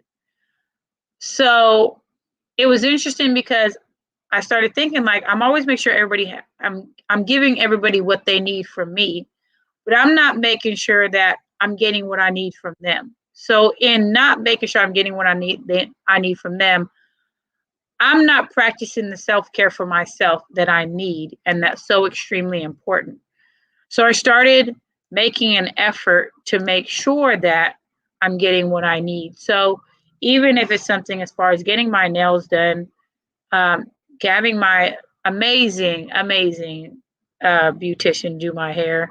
If it's just even with my daughter, like I said earlier, where I wouldn't buy myself anything because I would look at it like I'm not supposed to buy anything for me. Like I would pick it up and I'm like, no, that money's to go to her. It's not to go to you. And even like that, I had to say, like, no, it's okay to do for you. And that's the thing, is I feel for me, it became important because I had to realize that it's okay to do for you. It's okay for you to take some time to just have some time.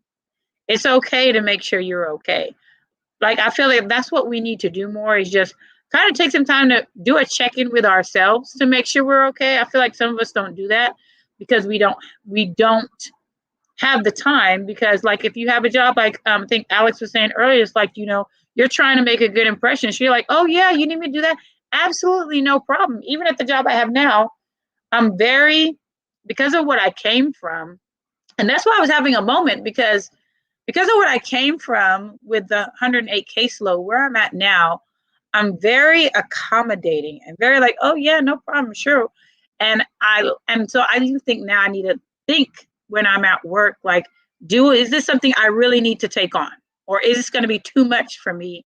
And be honest with myself about it. And I think, like, we all go through our traumas. I say it a lot. And I feel like that was traumatic for me, because now it has me to where I feel like I can take on all these other things, because I've taken on that. So I took on this caseload of 108. So I got a caseload of 26. Yeah, I can do a whole bunch of extra things because I'm not doing as much as I did then. But just because I'm not taking on as much as I did then doesn't mean I need to add on to what I already have. So I feel like for me, my self-care journey is continuing and it's expanding, and I'm still continuing to learn about the things that I need to do for me. Um, but I really, really like this question because it was a real personal one for me, because I haven't always done self-care. I haven't always taken the time to think about what I need so that I'm okay. Because like I said, I'm always trying to make sure that everybody around me is okay. And I know they say, that you can't make other people happy. They have to be happy with themselves. Um, but that's the thing, is that, if I can give you a little bit of something to make you smile, then I'm okay with that. But in making other people smile, I want them to make me smile too. So that's why I'm even choosy with the friends that I have. Like, Luann and I have been friends for over 20 years, because she's amazing. And, her and I, the friendship we have is, yeah, there's not really any words. There's not even the words to explain it, because it's evolved in so many amazing ways. I have my sister Laura, that she's amazing. And so that's the thing, is I surround myself with these amazing women that accept me as I am and allow me to practice self-care on myself. So I feel like the people that I surround myself with are helping me to see the self-care that I need. And so yeah, so it became important to me because I started to see myself and see what I needed, and see what was going to make me a better version of myself. So yeah, so okay, so Luann, did you want to chime in on the on when it became important? Oh, um,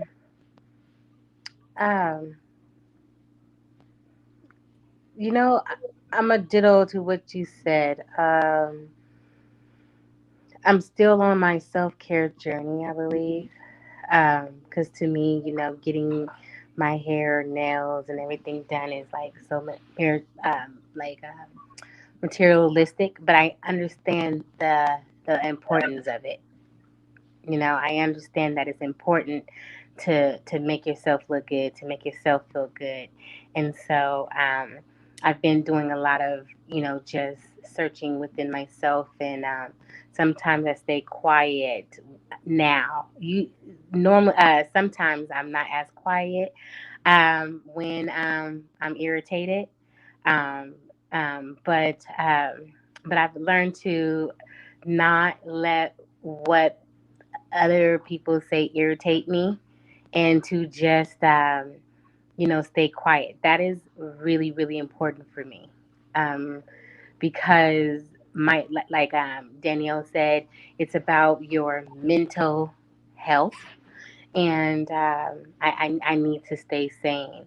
Um, One of the things that I do is, I do partake in Mary Jane, and sometimes, well, marijuana, I'm not going to say Mary Jane, but um, it gives me a sense of just clarity. I can like kind of think a little bit outside the box, and it helps me. It helps my anxiety. So, so for me, that is really important for me to just be grounded and leveled, because when I'm not, I am like a real live lion going after its prey. And I don't like to be like that. Thank you, Luann. Thank you for that. Okay, so DJ Eddie King has a question. He says, ladies, if you have one round trip ticket to anywhere in the world, where would you go? So we're going to start at the top and work our way around. Alex, where would you go if you had a round trip ticket? That's hard. It's between Iceland or the Netherlands because I have this fantasy of wanting to live out like a Hallmark picture movie. And I think the Netherlands would be perfect for that. But I think I would rather go to Iceland first just to visit the Blue Lagoon. I think it's it's kind of like a spa treatment thing. So that's perfect to go. It just seems really relaxing there. Interesting. Okay. Okay. What about you, Kris? I don't know. I think. Sorry, I don't know if I would use it. I think I would give it to my sister, and I would send her just on a vacation somewhere, somewhere far away where she can, just relax. But I don't think I would use it for myself. Everything I have, or everything I feel like I need, I have it close to me. Certainly, feel like I need that, but I think I would share it with somebody else and send them where they wanted to go. Nice. Nice. Awesome. Queen, where would you go? I think I would go try to do the DNA 23andMe test and then find out where I'm from in Africa and go visit. I like that. I like that. I like that. Huh. Nice. I like that, Queen. All righty, Luann, if you had a one-way ticket anywhere around the world or round trip ticket anywhere around the world, where would you go? Of course, Amsterdam. Duh. There you go. Okay, so I can be in my bikini and feel free and smoke, and nobody has nothing to say to me. Of course, Amsterdam. There you go. All right, Mrs. M3, where would you go? The first thing that comes to mind, we were planning a trip to Australia before COVID and the fires happened. So probably there first. I think, yes, Australia, specifically to Melbourne. I have friends over there. Oh, nice, nice, awesome. Damo, where would you go? Oh, you're okay. muted. So Luann stole one of my places, and I do not appreciate that. Okay, I would go to Amsterdam so I could just be high. Okay, but hold on. Here's the other thing. I would go to Spain because there's a place in Spain. I can't remember where it is. I don't want to say that it's Barcelona, but my friend from school, from college or whatever, is from there. And they take a nap. They all take a nap at the same time of the goddamn freaking day. Yeah, everything just shuts down. And I don't know if it's still like that because when I was in college, this is what, like 6-7 years ago, but still, if they still take naps, that's where I'm going. So we could all just be on the same. So I don't feel like I'm missing out on anything because I'm high and I want to sleep. There we go. I like that. Taking a nap in the middle, because you know what? I can't count how many times I've needed a nap in the middle of the day. So that sounds very, very nice. And you don't miss out on anything because everybody's napping. There you go. Okay, if I was going to go anywhere, I would go to Greece. I took a class in college that talked a lot about Greek mythology, and I like watching movies that deal with, Greek mythology. And I've always wanted to go to. I've always seen pictures of amazing things there, and I've always wanted to go to visit. So I think that's where I would go.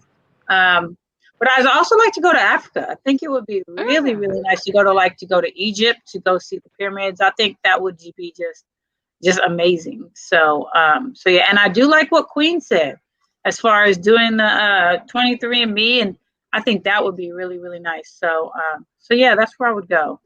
I like everybody's answers. Those were really, really nice. I Mario, wanted, Marion, I'm sorry. I wanted to answer the question you asked, but if you want to go to Mario, that's fine first. Oh, no. So we're talking about the one where what made, if you didn't in the past, but you do now, what made self-care important to you? Yeah. Absolutely. You can go ahead and answer.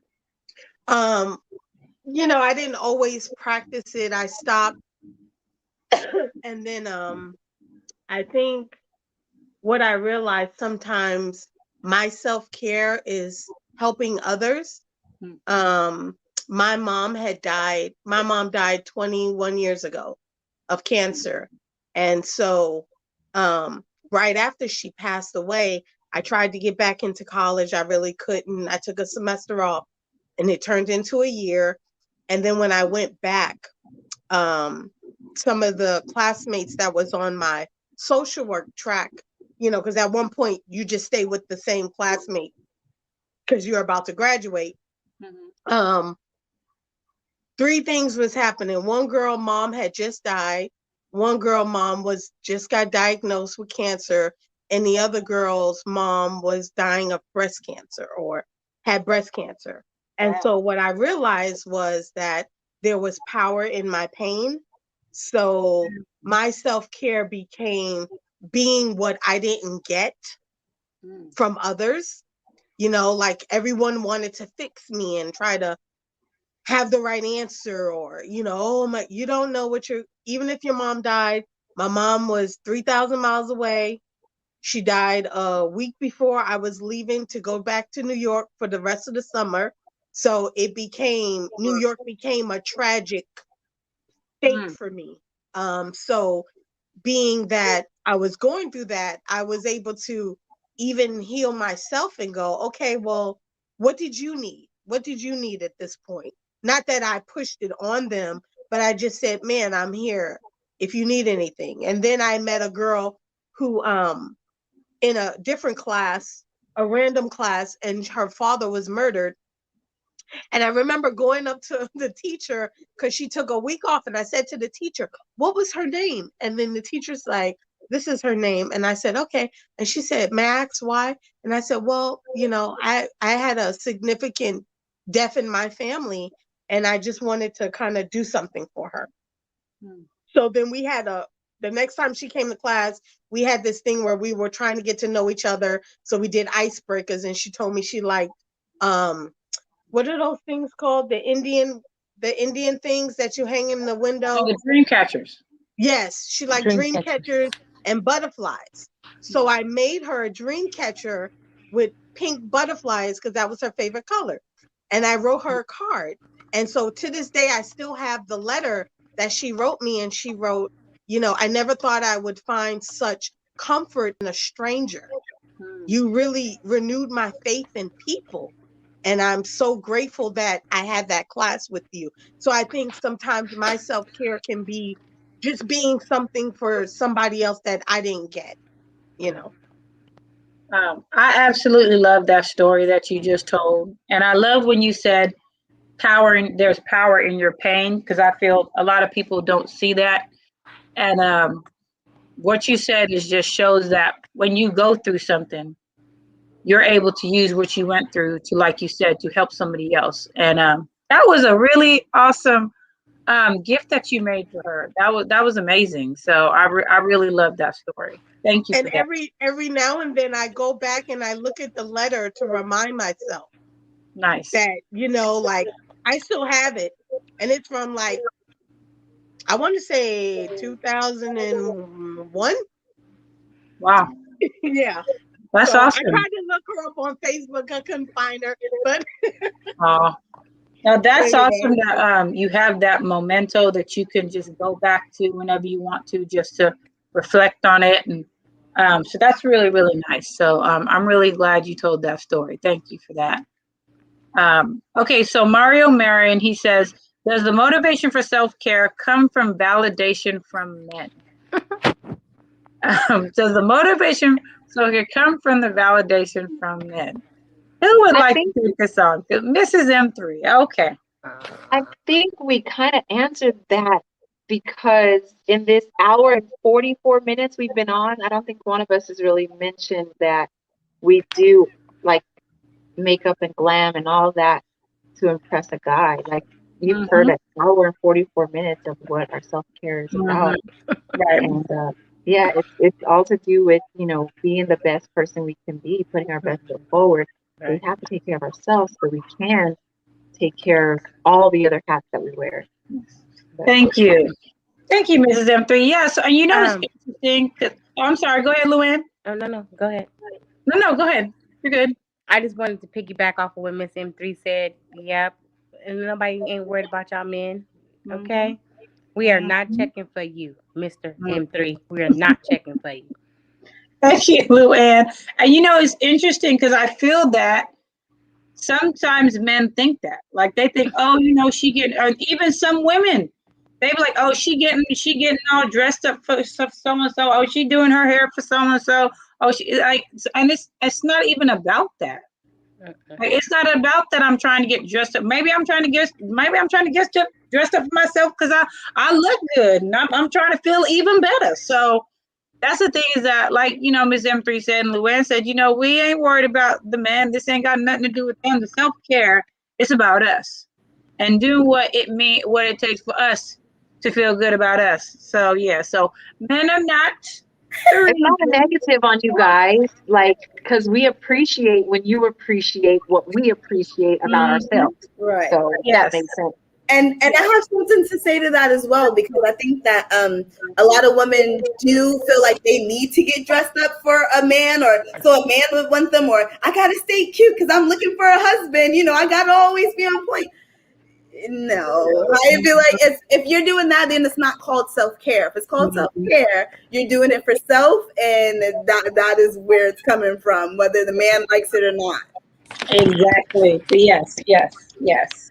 And what I will say is, you ain't got to do all that to impress the right man. The right man for you is going to find you. So that's what I got to say to that. So, did you read what he wrote? So he says, please read what he wrote. He said something about that's what they all say. Yeah. Yeah, that's, you know what, that might be what they all say, but you know, us ladies in the stream, all 7 of us is keeping it real. Okay, we keeping it 100% real up in here. So we ain't gotta lie about nothing.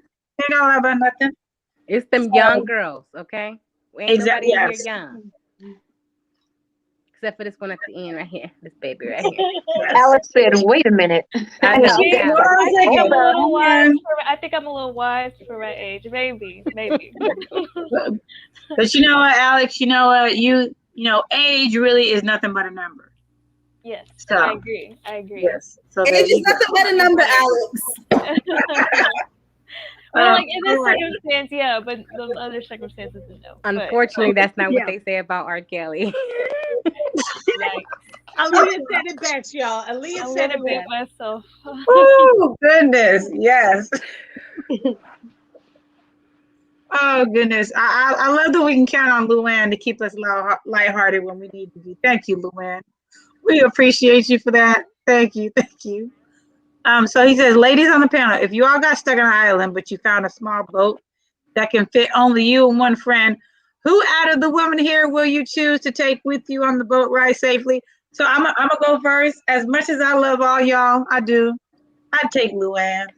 Like that's just a given. I'd take Luann. So, but I love all y'all. But you know, Luann and I, we got over 20 years, so yeah, I couldn't take anybody else. So y'all know I have to say that same answer. Okay, I love y'all too.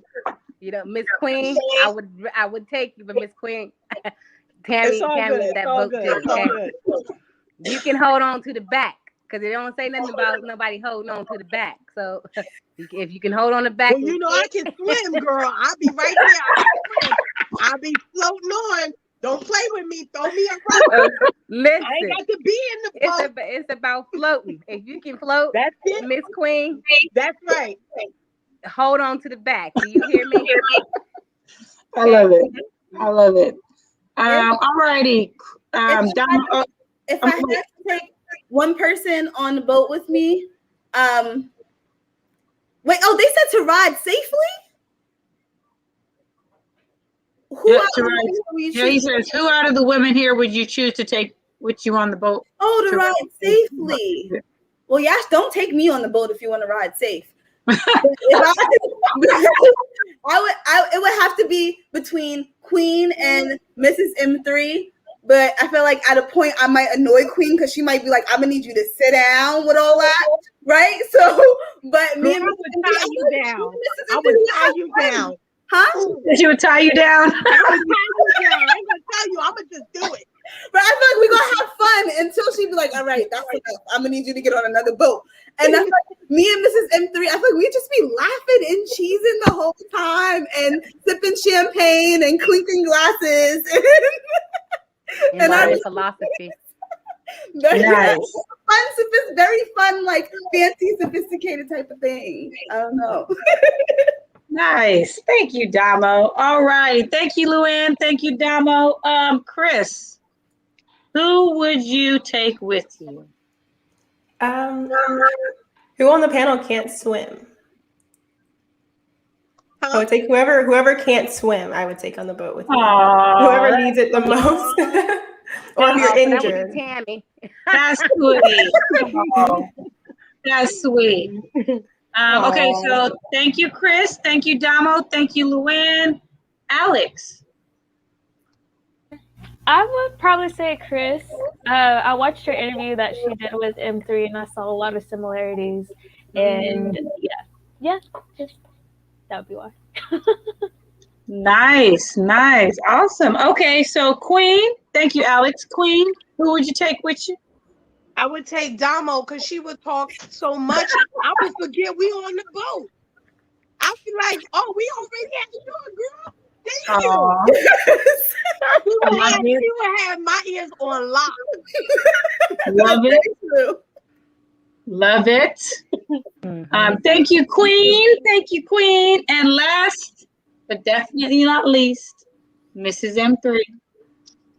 So I'm going to borrow from the idea that Kris had earlier. So this boat is going to safety. I would want someone that can do good communication, who cares about the rest of us on the island. And I would send those two people, because it doesn't say the island's unsafe and it doesn't say that we're not having a good time. So I'd send those two people to get help or to bring some more folks with the yacht that would take us all back to the mainland. See, I knew I was on the boat with you. Nice.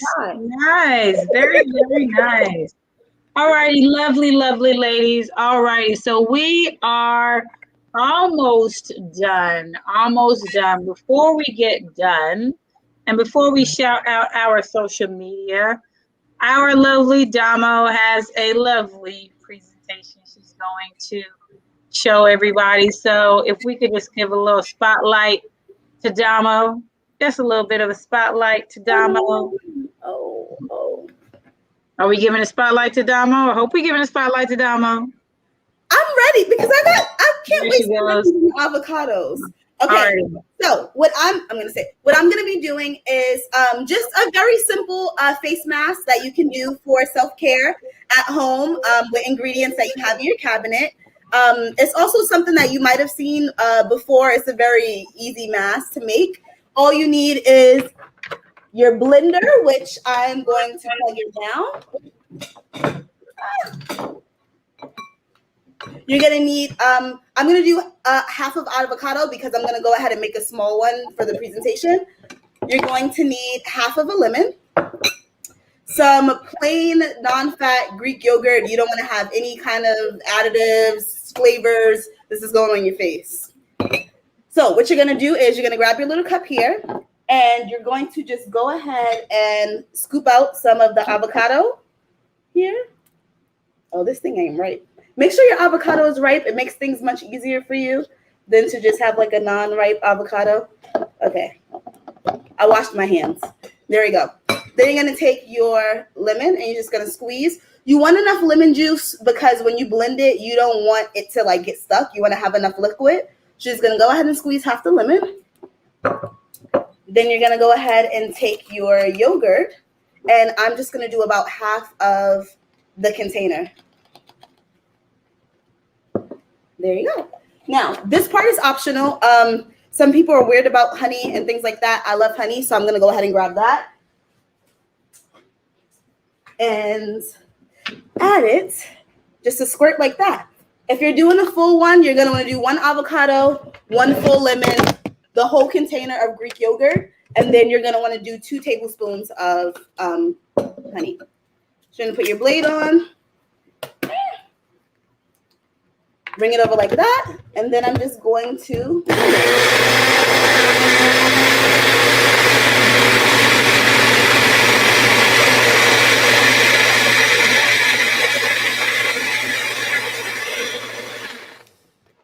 you don't want to blend it too much because you don't want it to be like dripping off your face. You can also just mash this, but then you have clumps of avocado and that's not really cool. So, and then here you have your homemade face mask. And then you're just going to take it either with a spatula or with your fingers, and then you can just go ahead and apply it to your face, rub it in, let it sit for 15 minutes, and then you'll be like cute and beautified. And then that's it. There we go. Thank you, Damo. Thank you very much. Am I reading a poem? If you would like, yes. Yes. So I have this poem. So there's this app that's called Medium. If you like poetry, if you like, just hearing people literally, if you like hearing, that tastes good. If you like hearing people rant about things that they care about, like, 20-something-year-olds learning how to buy cars, then Medium is a good app. So the poem that I am going to be reading is by Lindsay Locke.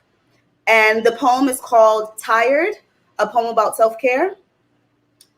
She was tired, not the tired cured by caffeine from brewed coffee bean, nor nullified by nice nap. She was the tired that soaked under the surface into her heart, into her soul. She was tired. She was seeking connection over shallowness, acceptance over rejection, freedom over expression, over silence. She was the tired that wanted to be wrapped up tightly in a warm blanket and kissed goodnight. But for her heart and soul, she was the tired that cried long into the night, longing for the love and connection she sought. She was the tired that defied to be defined, to be captured by words, but was felt with every bit of her heart. So she stopped, she breathed, she nourished herself, body, mind, heart, and soul. She rested and reflected. She connected with the deep shadows inside and thanked them for reminding her that she deserved connection, acceptance, to express her wild heart full of dreams. She thanked the ache for reminding her of her captivity to love with her whole being. She wrapped herself tightly and reminded herself that she was loved. She still cried, but there was gratitude, compassion, patience, self-care. She spun magic out of words, trying to capture even a portion of what was felt, and would arrive at a peaceful understanding. She had gotten to know herself, love herself a little better. And that's it. Lovely.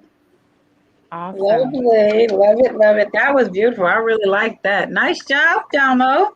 Oh, just to let you guys know, this mask actually tastes really good. So you can just put some avocado toast, dip some strawberries or bananas in it. Just saying. See, that's why I love you, Damo. That's why. See, The my kind of purpose. you can always hang out with me when I come out there. Huh?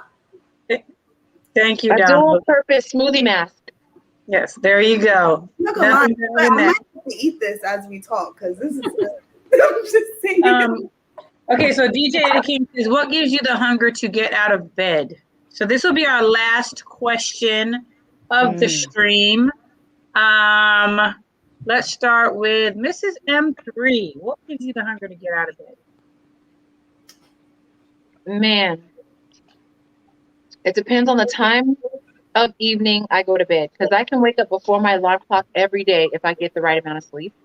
I ran from trying to teach because everybody seemed like in my family teachers. I have 2 cousins, my sister, my grandma, my mother. They all were teachers, and I was like, I'm going to be a doctor. I'm doing this and that. I became a health educator, clinician for 7 years. I did one vocational Bible camp as a camp counselor with the middle schoolers.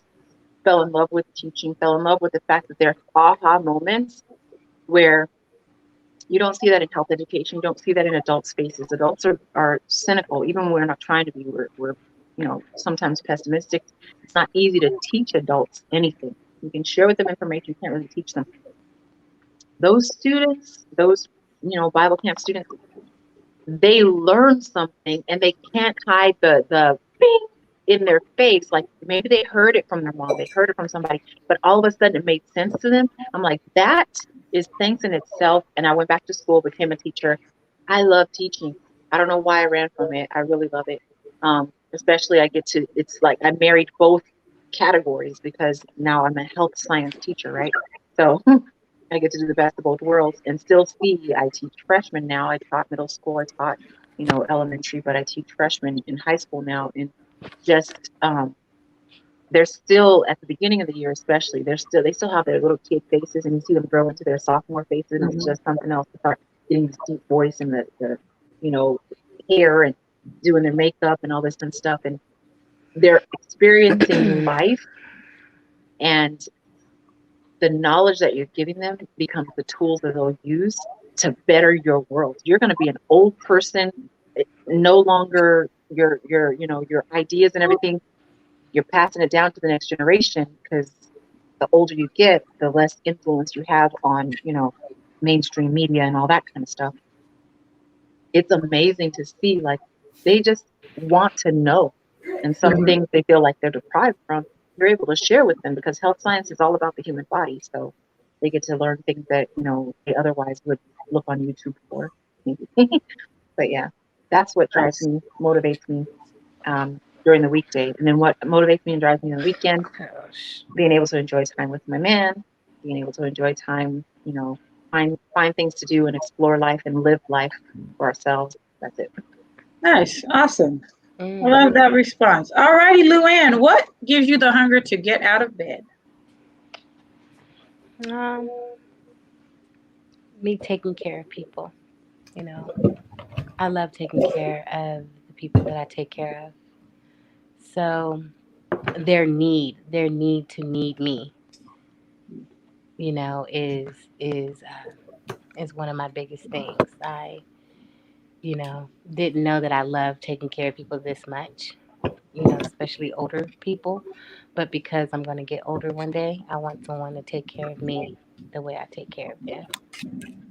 Nice. That's beautiful. I love that. Short and sweet. Love it. Queen, what gives you the hunger to get out of bed? My purpose, whether it's my job, whether it's the other avenues I'm going into. I'm actually about to start my own nonprofit with my sister. So I think my job, like I said, when I knew I wanted to be a social worker very, very early on in life. And I didn't understand why, because I didn't grow up with the need to be a social worker, with my household. But yeah, I love what I do. And I'm actually finding the niche that I really love to work with. And it's, I'm looking into going into the ages between 9 to 18. I really love that age group. So yeah, it's my job and what I do. Nice. Thank you for that, Queen. All righty, Damo, what gives you the hunger to get out of bed? So actually with the way I am and my mental health and everything, I actually have to find a reason to get out of bed. If I don't have a reason to get out of bed, I won't. Like literally, like I'm very bubbly and energetic, and but I will not. Like even just coming to the stream, like I have a whole moment of like, I just don't want to do anything. That's always how I feel. So to be honest, the only thing that really gets me up is things that I have to do. Like I have to go to work, when I'm in school, I have to go to class, so those things, I mean, I don't have no choice but to get up. But the thing that really gets me out of the bed is, I'm just going to be honest, is smoking and a shower. Like if I smoke, I love no, but I know it sounds funny, but no, I've been smoking since 15. I'm being honest, 13 years straight.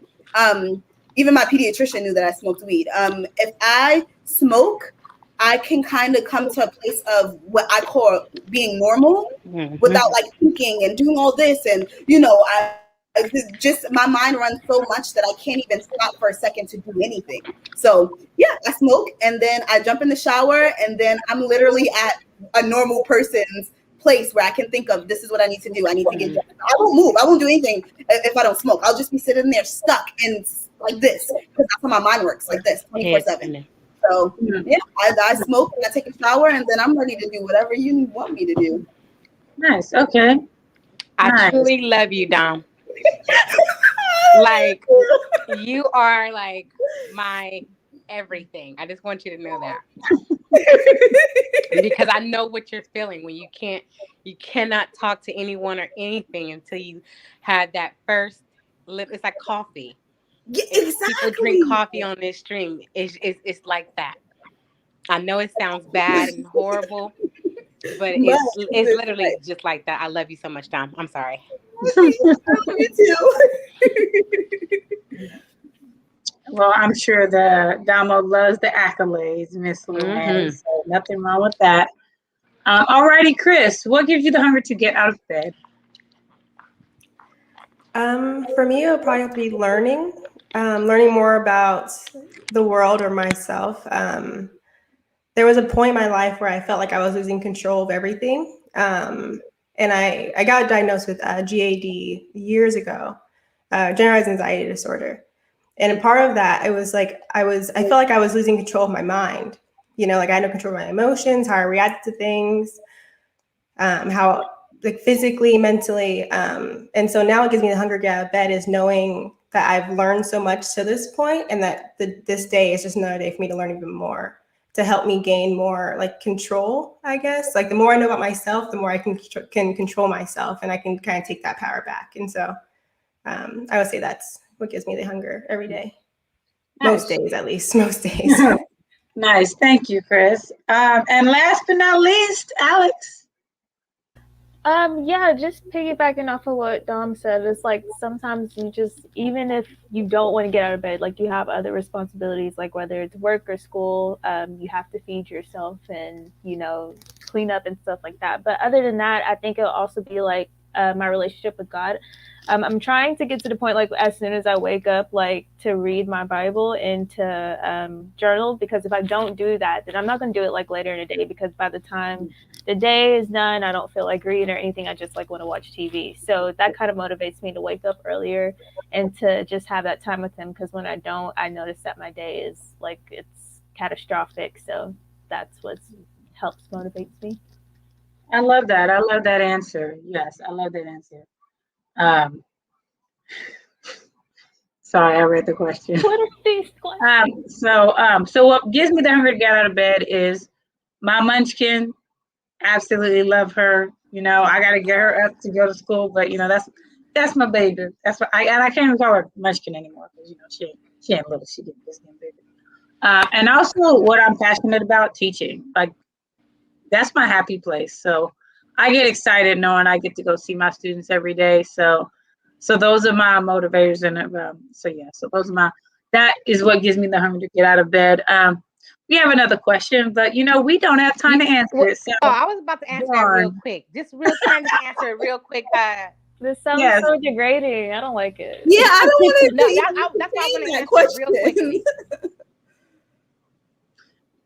So we'll save that question for the next time. Oh, come on, Tammy. Save it for dating and save it when we do dating and relationships. Yes. This is why we act the way we act when it comes to dating. These questions. Mario, you and your man comment. Yes, and Luann, I will let you be the very first person to speak about this when we do our next topic. So yes, you were gonna be on part. Yes. Okay. But for now, our stream has come to a sad end. It has been amazing. This is our second stream. Before we shout out our social medias, I just want to say really quickly that part of my self-care is I'm starting to do cryo slim, which is where they freeze your fat cells and it exits your body through your lymphatic system. I'm vlogging my journey with that, whether it's like me changing my eating habits and upping my water intake, which I absolutely need to do, and working out. So I'll be vlogging that, and that'll be on the Knowledge and Relationships YouTube channel. So if you want to check out how my journey's going, you definitely can tune into that. And our next topic will be about dating. So definitely gonna be a good and juicy topic. Oh, that's gonna be juicy.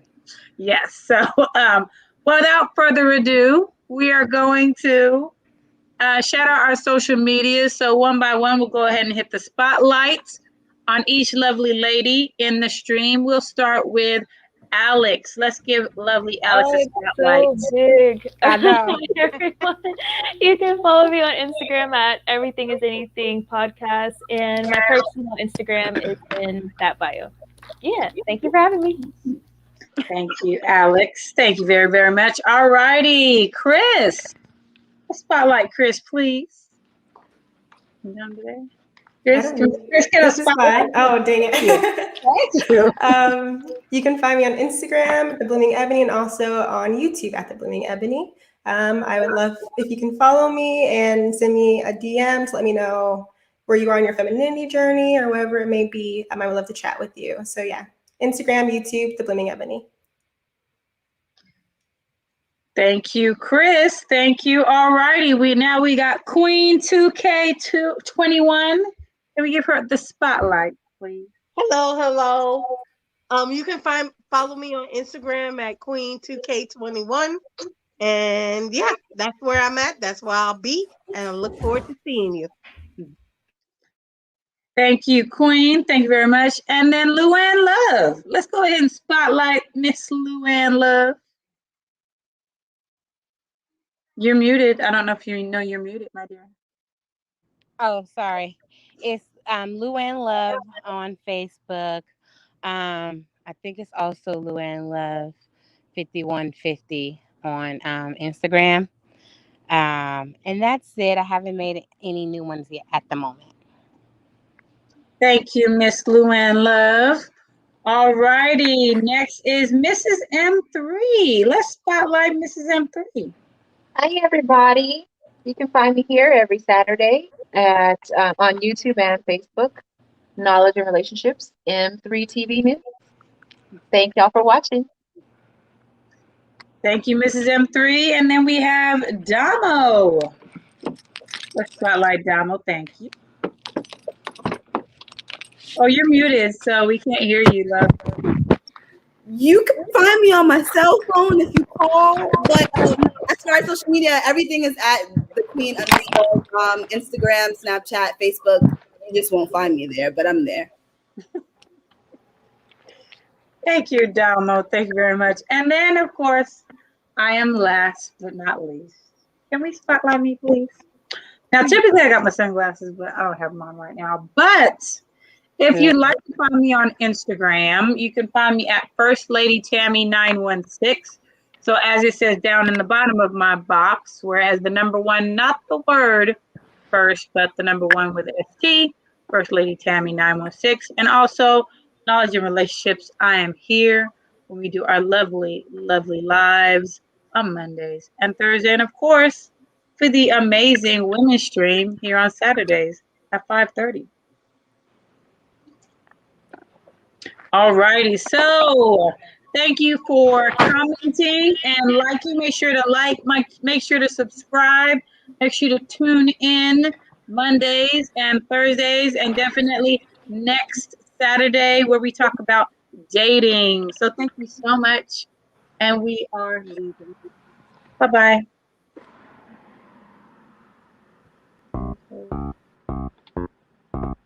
The DJ.